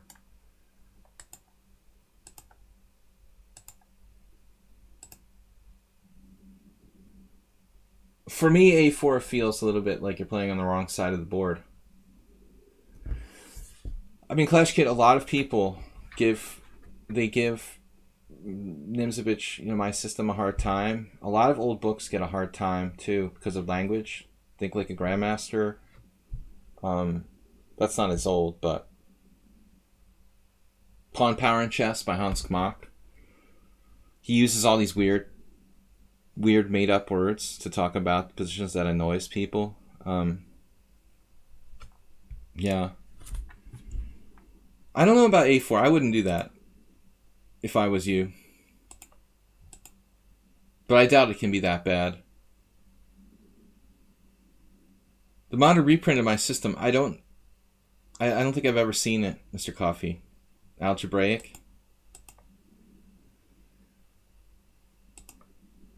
So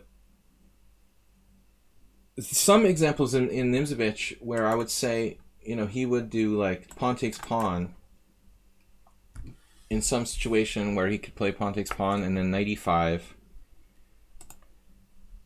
Basically, the idea would be to possibly set up a position where we can maybe play rook e1, knight f1, and knight e3. I mean, one idea, and I don't know what to call this pawn. What would Hans Kmock call it? Because I don't have a term for that.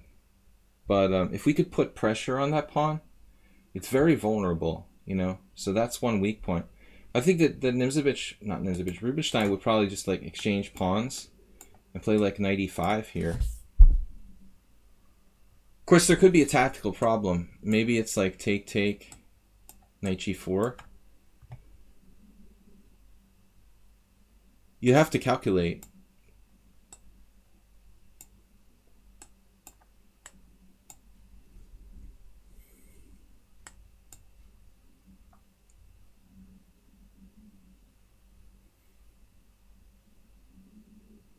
I just want to make the point that I think there's a big branching point as to whether we take here on d5 or we push. It's entirely possible that both are good.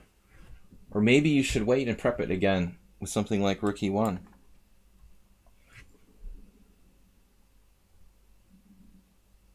Rook e1 might also be useful in closed positions. I'm not sure. Another question is whether or not Papa should have played a4 or not. We don't have an automatic attack on the king side. So, from the frying pan into the fire. Is that a book? I hate knight h7. But it doesn't have any good choices, honestly. E5, it doesn't look bad, actually. I like the way the Notch Papa's got this. F5 may be the better of the lesser of the evils, actually. Trying to keep it closed. Man, G4, F4. So he takes there. Back to E5.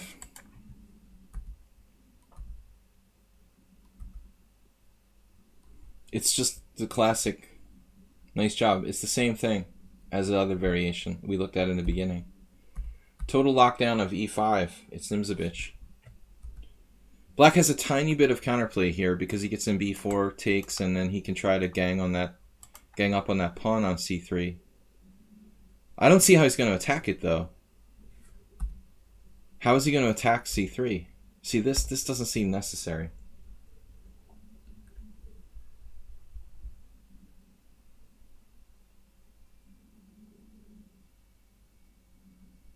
Does Notch Papa have to take on B4? I mean, is this a big deal?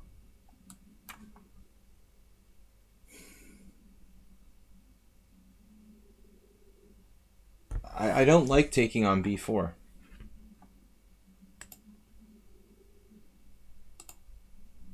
It breaks up your pawn structure. It seems like a mistake. Maybe Black should consider taking with a rook as well. Pressure on B2. I think CB4 is bad. He took the wrong way, probably. Not a bad exchange for white. These knights are going to live on F4 and E5.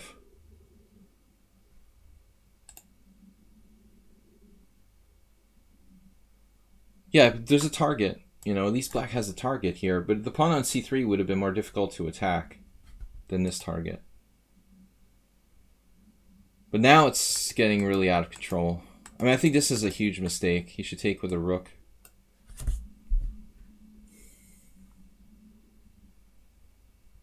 Keeping A7 under control. White still has massive chances. I mean, even if we sacrifice the pawn or something, you know, even if we just leave this. I imagine Black has serious issues. But this seems like it's getting worse now. And taking this bishop is actually no bargain.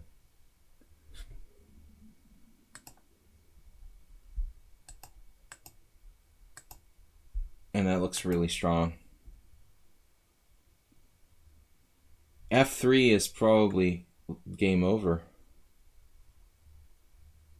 Can we just play this? I mean, I was thinking of just sacrificing this. There's got to be something here. Look at this. This. Even just knight H4.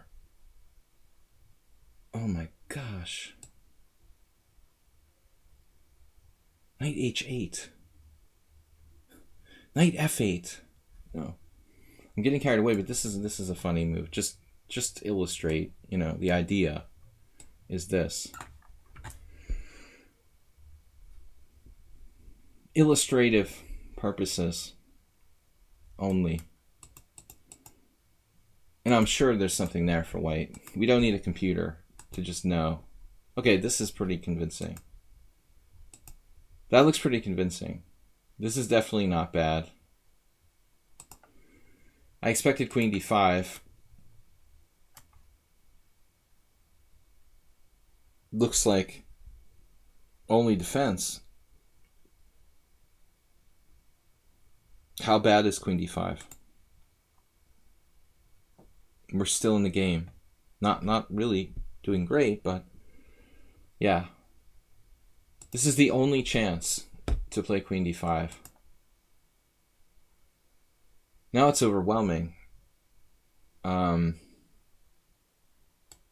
Sorry. Yeah, it's beautiful. Probably even rook e7.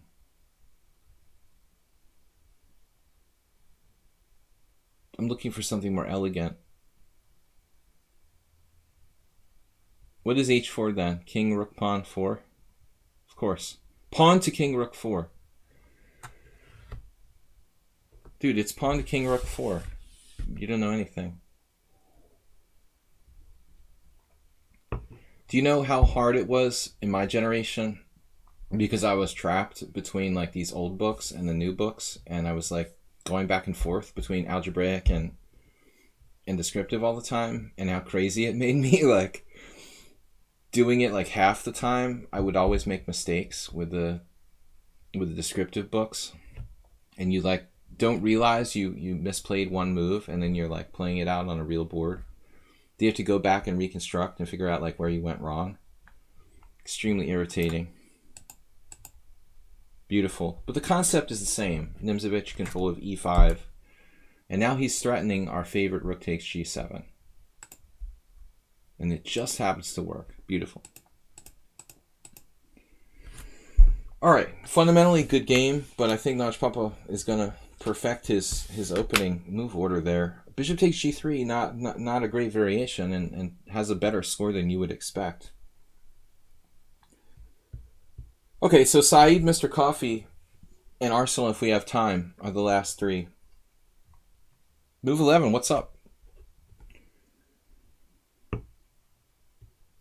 Oh yeah, typical. Only the British could pick up the descriptive easily. Jolly good old descriptive notation. King to pawn rook 4. How bloody confusing could it be? Alright. You guys probably still don't have the metric system. No, that's America. Alright. Saeed and Mr. Coffee. He had a hard time with descriptive. Sat down and started translating 500 Master Games from W.J. Loof. Yeah. The 500 Master Games is all... They have a... Don't they have a newer version? Maybe not. That's hard, though. I made a lot of mistakes when I went through that book. Alright, what's the metric system? Wait, we have that here in Hungary. Alright, Saeed is up. Here's the link. Oh.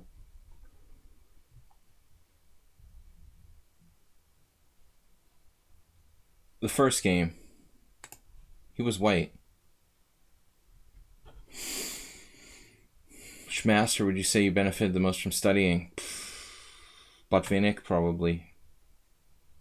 I think, you know, it's really hard. It's a hard call.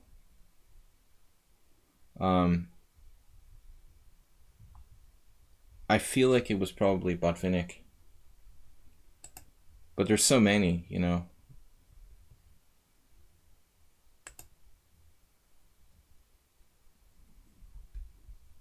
It had the most influence on me, somehow. But it's, you know, a narrow decision to say that.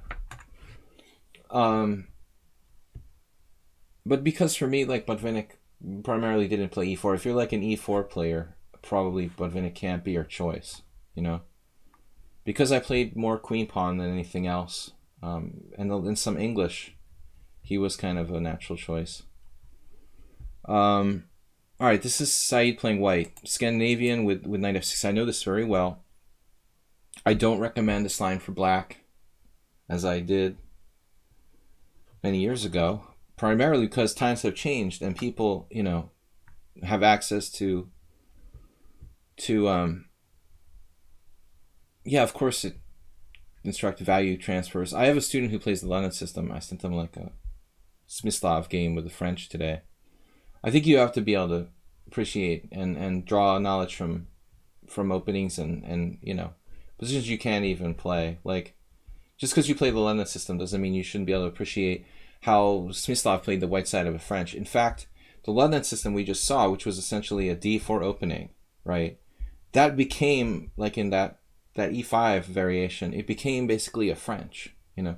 So if the London system becomes a French, I mean, anything can become a French, essentially. You know, the structures are more important. You got into chess when I first saw Botvinnik on Ed... Really? You got into chess when you first saw Ed Sullivan on the Botvinnik show? Nobody even remembers the Ed Sullivan show. I don't think I ever watched that. I think Move 11 is older than me. That's hard to do, though. Knight takes d5, knight f3. You saw like a rerun of the Ed Sullivan show when you were like a kid or something? So, bishop g4, this brings back a horrible memory when I lost to James Plaskett. That was the last time I ever played with forward bishop g4. Plaskett had this huge red scarf he wore, like he was the Red Baron from Snoopy. And this kind of arrogant British grandmaster, like, I don't know how anybody could bring this like bright red giant scarf and wear it to like a chess match. But he did, and then like with his personality, I just will never forget it. But he crushed me in like 20 moves in this variation. It's actually a really strong line. White plays, how is it? I think he played h3, preemptively, and then after bishop h5, you go c4, knight b6, and c5, and then after knight 67, bishop c4, and my game isn't even in there. But I think his variation almost refutes black's tyrant opening. It's like, yeah, it's possible for black to continue. I got blown away in like 20 moves. Maybe I'm wrong about the move order. Maybe it is knight c3 first. I don't think it was, though, Knight c3, e6, g4, bishop g6. This is different. Yeah, my game, Plaskett just played c5 right away. Then he played knight c3. And then I played like e6. And then he played bishop e3. And I guess I tried to make some sort of move like bishop e7. Eventually, I feel like his bishop was on c4, though. Yeah, that's weird. Yeah, I'm 99% sure he played bishop c4 at some point. In any case, I played badly, but I had a terrible position. I don't like this for black, In fact, I mean, maybe black should just play like bishop takes f3. Carlsen Magnus against short Nigel. Maybe Nigel hung out too much with James Plaskett to know, he knows what's bad for him. They belong together. But, yeah, c5. See, this move is different. The old books recommended knight d7, so I followed the recommendation. This is right. Bishop c4. Okay. e6. h3. Bishop h5. Yeah, I mean, here probably you should play like bishop takes f3. If you know what's good for you. But h3, bishop g4, sorry. h4. Bishop h5, knight c3. Did I do something like b6? I guess my game's not in the database, thank God. I probably ripped it up in little pieces and threw it in the trash.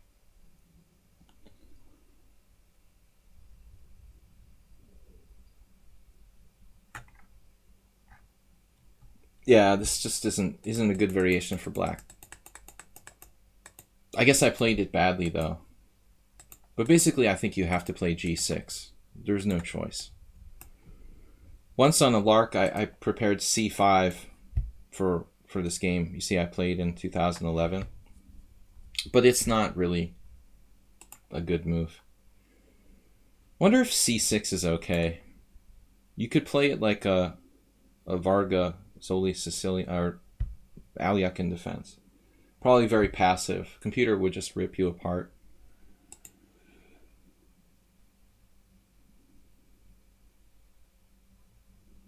No, Plaskett famously lost on Who Wants to Be a Millionaire. Arsenal fan.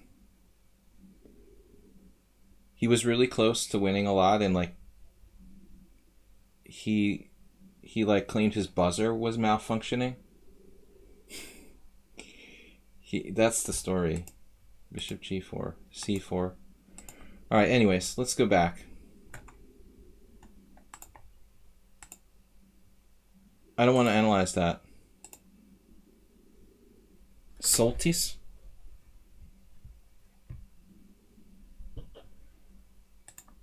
Knight b6. Okay, so actually, Saeed gets close to one of the best lines here. Okay, yeah, this is why knight d5 isn't good. This is basically why you have to play knight on, or you're supposed to play knight on 6d7. So Saeed's opponent just naively played knight d5, and white has queen b3.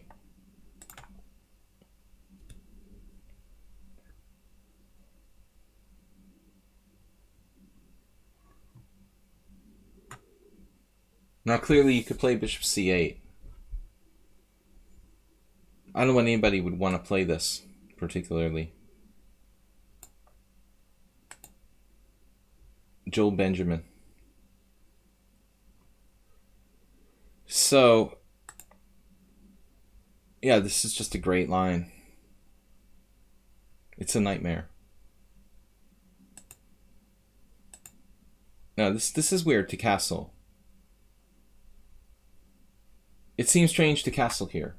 Why take time out to castle? There's nothing happening with the castle king. First of all, your idea is to be consistent and put pressure on d5. This game, I think these are Canadian. Maybe not. But black has to play e6. It's horrible. Then you can castle, and white just has a clear advantage. So castles is slightly inaccurate. I don't know if it's going to make a difference, though. Does black have anything he can do? So you say postponing knight c3 restricting black's choices. I don't know why it restricts black's choices. e6, knight c3, and now knight e4. That's the same move that they played. Black's only hope is to play b6 and bishop a6.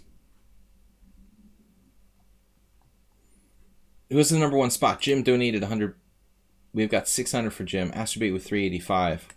Astrobate, did you reach the orange? Clash Kid has the orange badge.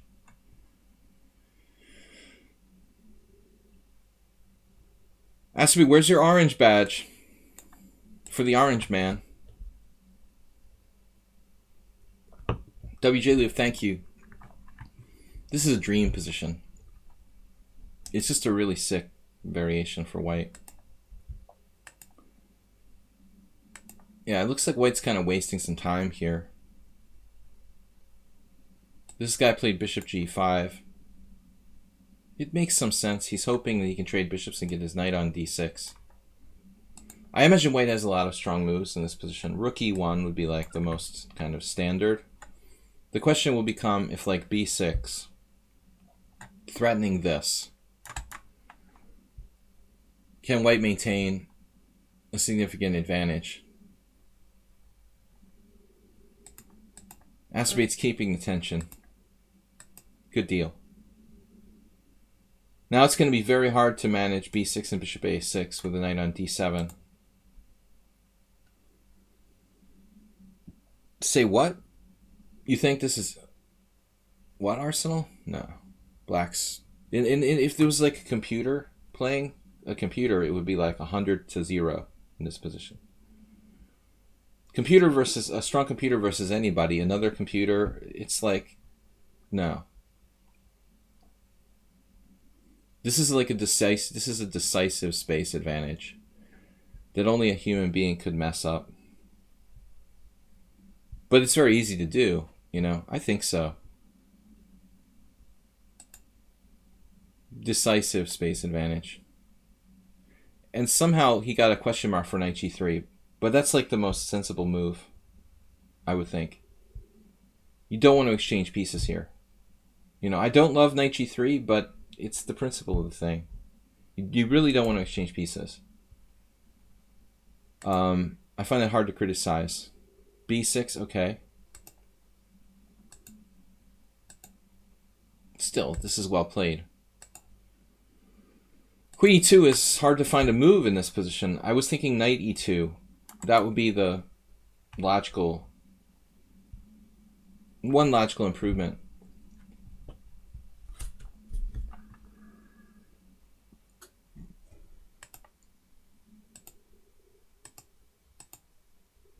Yeah, and this is an amazing move to play. I don't know who Saeed's opponent is, but most people, I would have a hard time. I guess there's nowhere else to go, though. Yeah, clearly this move reduces black's counterplay. It's like a mouse slip. Saeed mouse slipped with h4. But it looks like you're just winning. I mean, after bishop e3, he's going to trade both rooks. You see, the problem is this. I was concerned about rook a4, but the chances are that it's actually not something you should really worry about. You can even go bishop c2. So perhaps, yeah, you should play the bishop to d3 on this diagonal.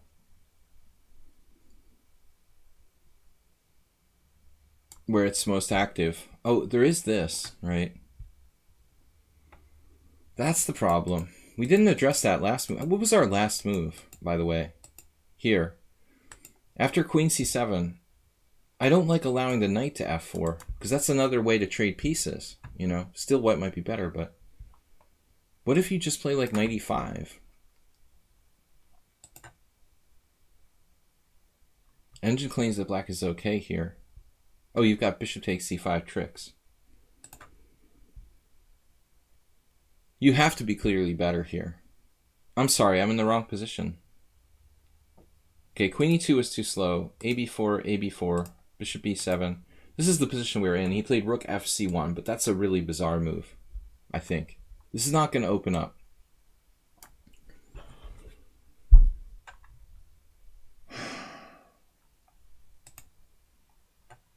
No, everything is going okay to plan, according to plan here. It's just that this knight f4 move, I want to play bishop d3 if b5, but I don't want to allow knight f4. Here, knight e5. The problem is he can trade pieces with like knight d7. Again, maybe you go back to d3. There's no way that white isn't better. I hate black's position. Only a computer could defend this position for black. Maybe he's a computer, I don't know. If he was a computer, he was using a smart opening to play, getting an almost strategically lost position. But I'm just making it up. I don't think he's a computer. All right. This is kind of a weird move. And now here, okay, we're still better, but h4 is a blunder. So bishop d3, knight f4. Okay, yeah, then play bishop b3. Don't let him trade your bishop off. Don't let him trade your bishop off. Then knight f4, fine. We could avoid the exchange and try to maneuver, you know, some sequence of moves here where we don't trade anything.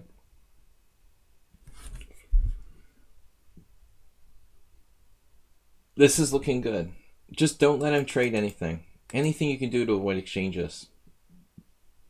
Don't panic here. Knight f4. I mean, honestly, even if you play queen e5,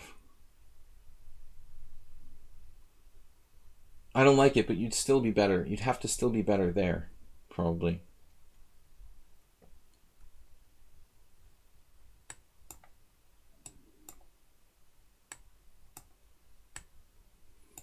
Fork here. I mean, you're a little bit overextended. The computer just plays like a really safe move, avoiding any knight d3.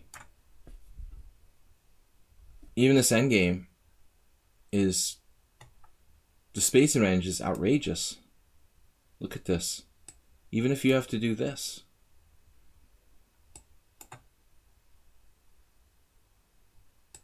Look how huge your space advantage is. Still not easy for black. Okay, so h4 was just nuts. I mean, h4 is, it looks like a mouse slip. Yeah, that's crazy.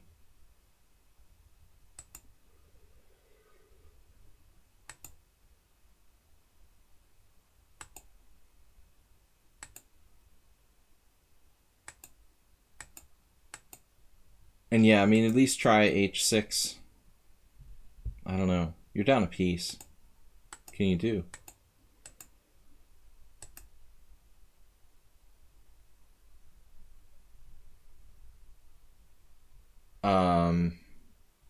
I get it. So, wait, there's a check on f1.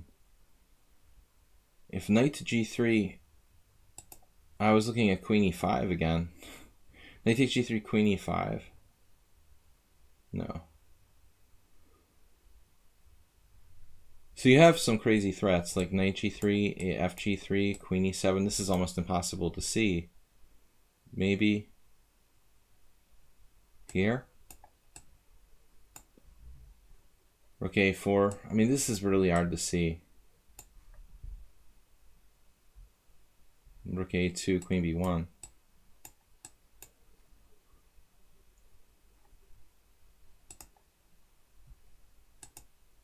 So what happened in the game was he gets knight takes h5, bishop takes e7, knight g3. Exactly. And that's just like a huge mistake. And now, I mean, it's possible you could even, against a very weak player, play for a win, I would think. If my opponent was like a 1600 who was scared, I mean, this bishop gets to d5, you know, he's winning, or clearly better.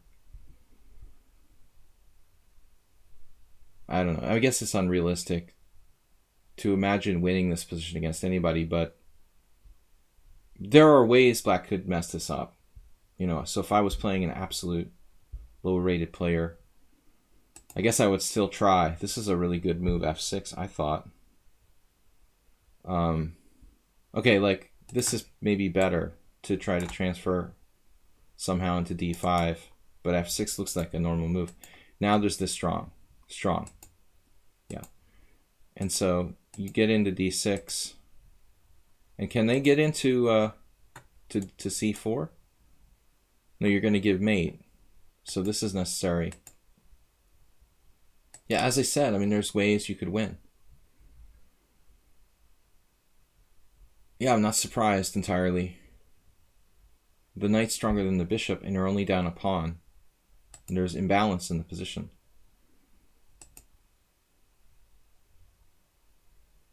I'm not sure that d5 is the only move here.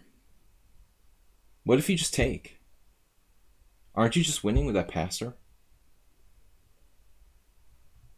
The best move was what? Right. You took next move, but why don't you just take now? I mean, you're 3 squares away from promoting. This has to be very close. He doesn't have any perpetual check. Let's see. Yeah, he can get to h5 maybe. I mean, there are chances for perpetual. Not in this exact position, though. Yeah, queen e8. Not a draw. It's not perpetual. Apparently this is winning. If you play knight takes b5, yeah, I'm not surprised. This is the logical try for the perpetual, but it's not a perpetual.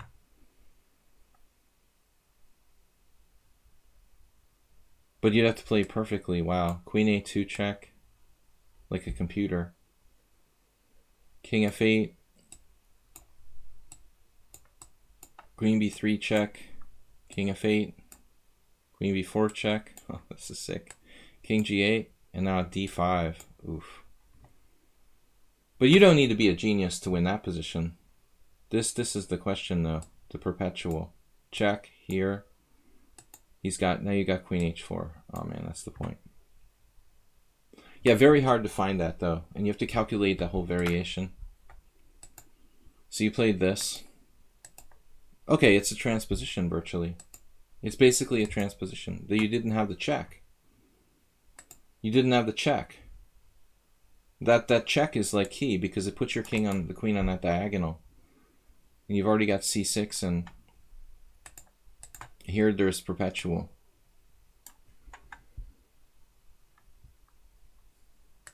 It's similar. Now his king's closer too, so he can come up to e7. And you're not queening the c pawn. So apparently he's holding on. I'm not surprised though. I mean, this is... Actually, I was having a conversation with someone today who was saying that,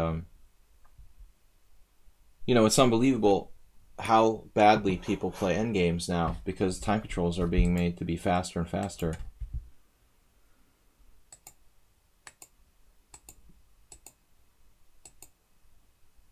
Like, tons of mistakes. Of course, both players are in time pressure. This is a draw now. He actually overdid it.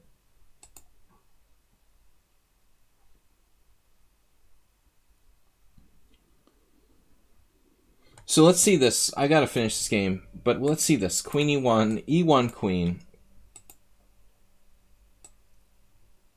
Queen e1. If queen e1, queen, and this pawn is, yeah, it's escorted. Nice. Anyway. The game went queen f7 check, queen e2 check, king g6, queen e2, queen e2, queen. And he actually lost. That's so sick. But anyway, it's amazing, that people don't learn end games.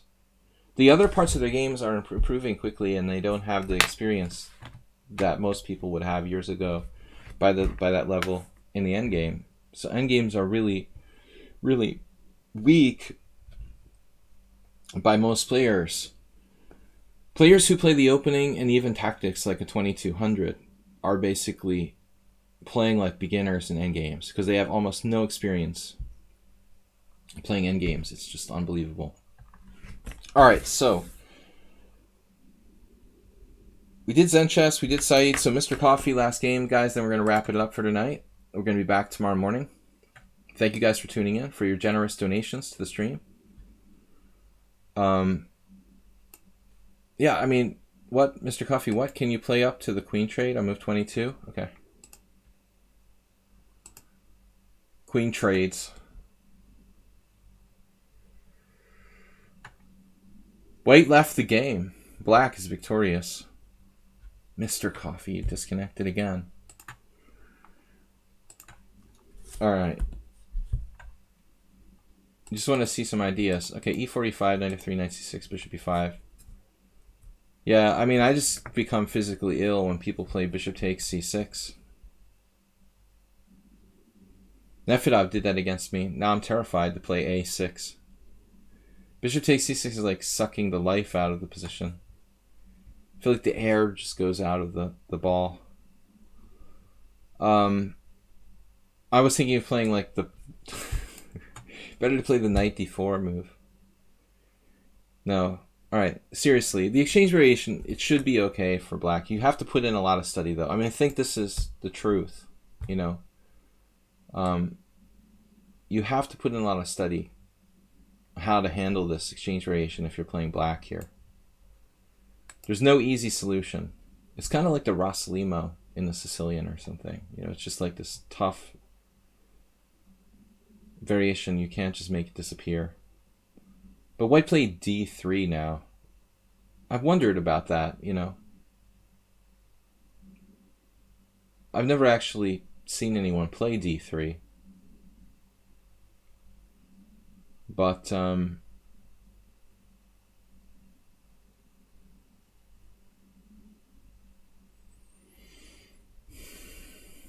mean, Rubinstein, who played knight c3? Schlechter? I mean, people have played knight c3. Maybe even Capablanca. That's kind of an alternative. But d3, I've never seen anyone play this. Rosenthalis. Indich. Doesn't strike me as a good choice for Indich. Extremely dynamic player. I wouldn't think the exchange variation with d3 would be up his alley at all, Rosenthalis is kind of a tricky, systematic guy. He did the c3 Sicilian. f6. Okay, so h3. Preventing bishop g4. But I think now, if I were black, and I have no idea if f6 is the best move for black, by the way, Mr. Coffee. It's not a bad move. Anytime you've got an unopposed white square bishop, it's okay to play f6 probably, but you have to really ask the experts, I don't know, objectively. So Rosenthalis has a reputation for doing this. Basically black plays like bishop e6, you have c5 to clamp down on d4. You could possibly castle queenside and then throw your pawns at white. I would think that, especially after h3. Reminds me a little bit of the exchange French where you're doing that crazy attack in those exchange Frenches. The same thing here. As soon as I see h3, I'm seeing, like, hey, maybe we should start trying to play this opposite side castling. I've seen other, not this variation with d3, but other exchange Roy Lopez type positions where white played kind of passively. Topalov, I would see with black, would castle queenside, and black can try to play for really dynamic chances. So opposite side castling. It's Kovac Laszlo again. Kovac Lajos. Random Kovacs. Okay, h3, bishop c5, castles. See, now he's committed. The only thing is, bishop c5 is going to mean that he's going to play possibly d4 on you.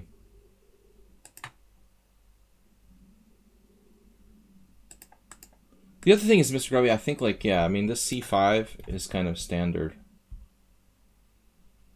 Standard to just clamp down on this d4.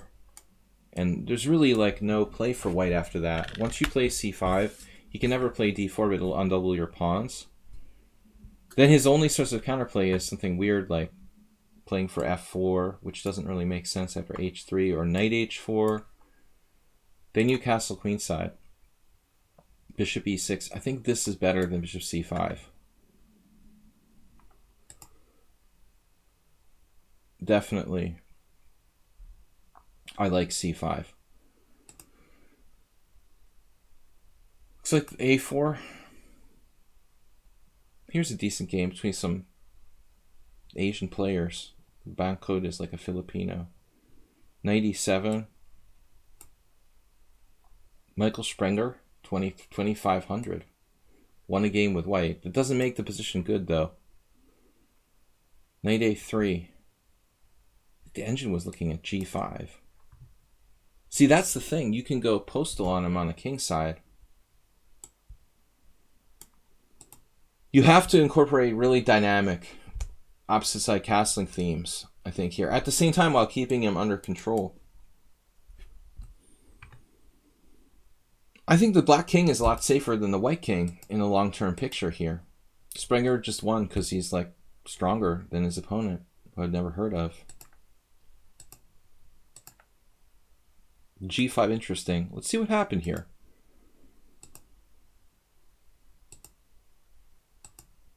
Looks like very principled play by black thus far. I swear, Topalov had some game like this against someone good. White's -1, -1.2, according to the engine now. Okay, black played h5, but I'm not sure.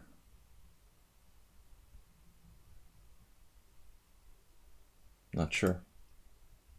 There's no way this guy's castling kingside like the engine wants him to. And now g6. Now black played bishop g7, which is weird. The only thing white could possibly do is play f4 at some point. This is just good for black. Okay, he's trying to play f5, it looks like.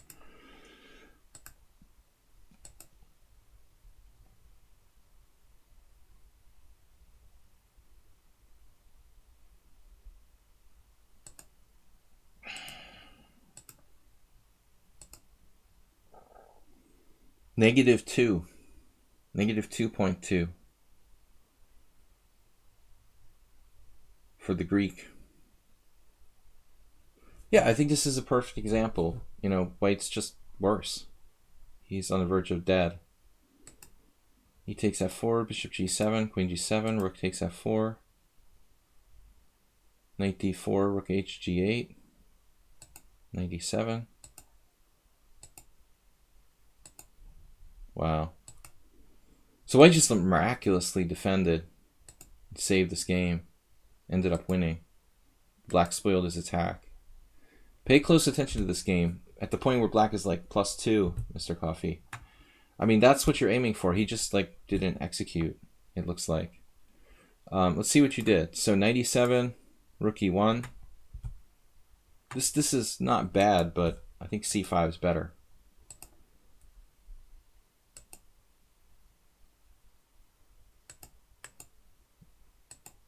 Now again, we should strongly consider c5.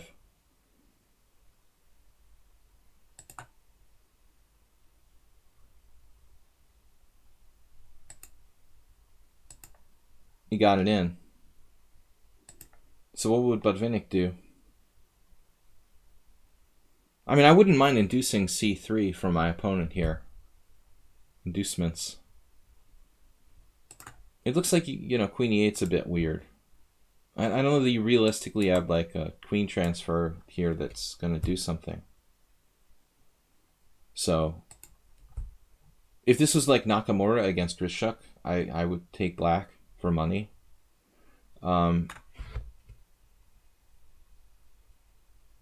But, you know, he's not going to win every time. I mean, Botvinnik, I talked about who's my favorite player. You know, if Botvinnik saw this position, he'd just be like, yeah, Black's better. I mean, c5, control of the center, clamp down, space advantage, bishop versus knight, maybe if the position opens up. Prepare openings specifically for tournaments. I mean, it depends what you're talking about. You know, open tournaments or closed tournaments, club tournaments, or like professional ones. How strong you are. I mean, there's a lot of things that go into that. It really depends.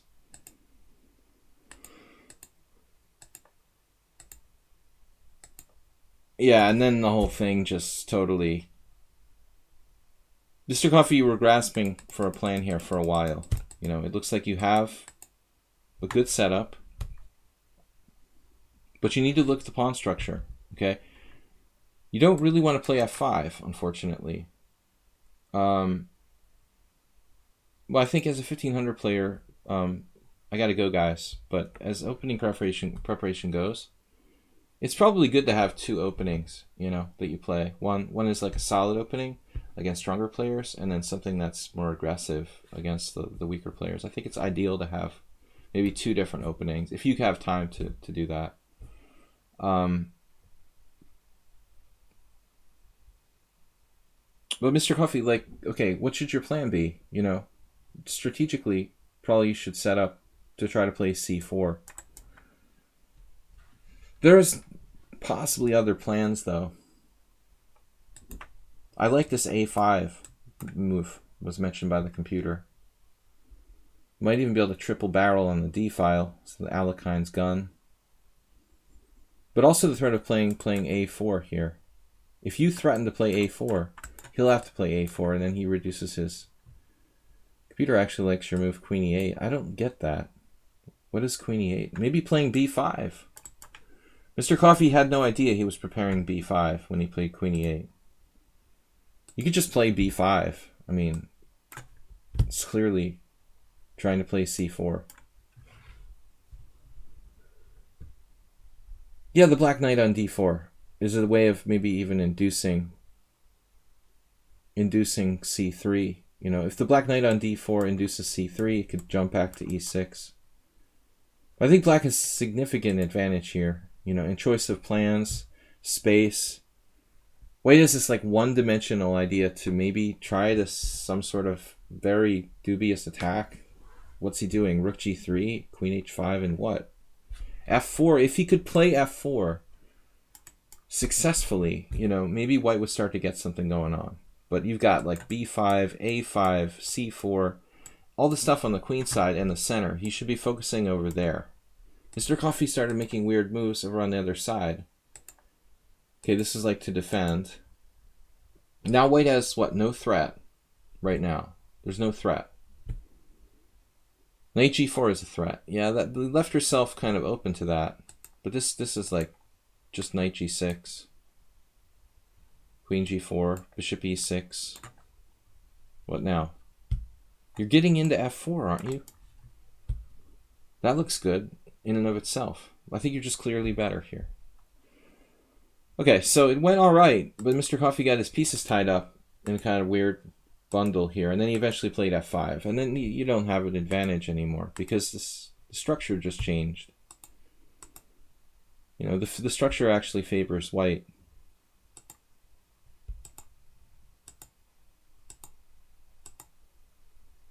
Now it just changed hands again, but kind of difficult to evaluate. Double Isolani's here. This is sort of weak. Black isn't worse, yeah. But you're lucky, because it looks like he was actually better for a moment here. Queen c4 check. King h8. And then rook f3. Well, you can even just take on c5. Yeah. So, no, I think the idea was basically correct, Mr. Coffee. All right, guys, we'll be back tomorrow.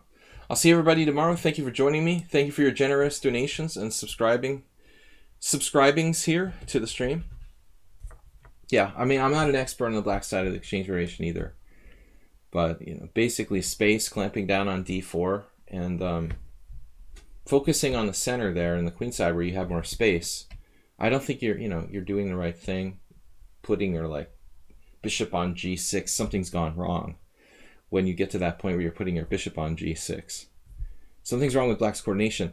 Like, basically, you should have maybe your, like, knight on c6, like Blobik said. Dorfman would say, put the knight on d4.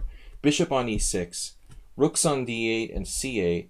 Or d8 and e8. And then, like, knight on c6. And if he starts the kingside stuff, you should have, like, rook d7, rook d8, and the rook on d7 can defend laterally. So you have to set up stuff where, like, the rook on d7 defends laterally and also threatens to push forward in the center. Oyas 411 says, "Sir, I like to play French, Najdorf,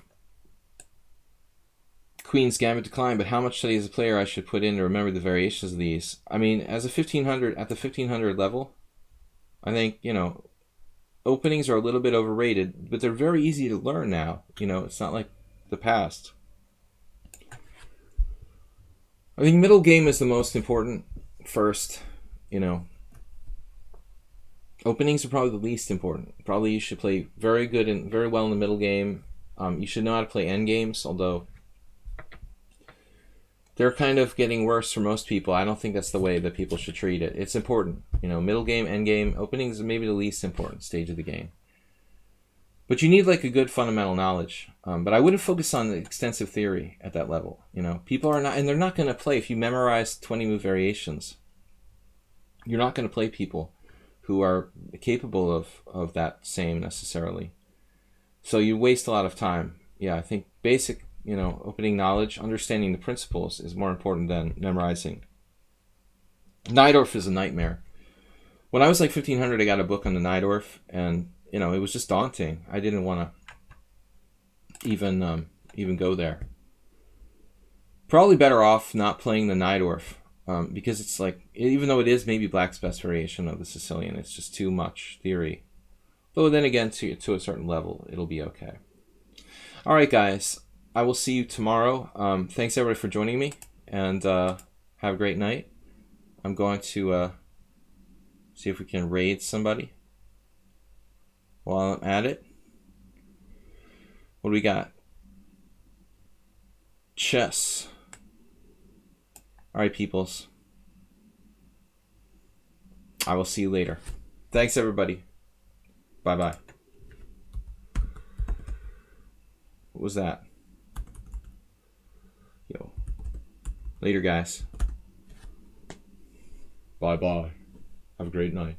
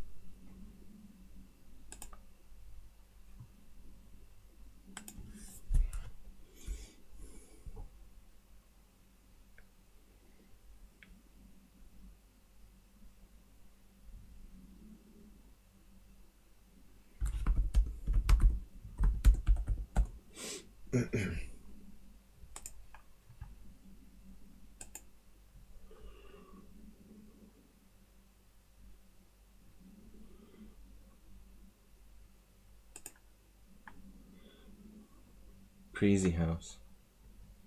Crazy Christmas.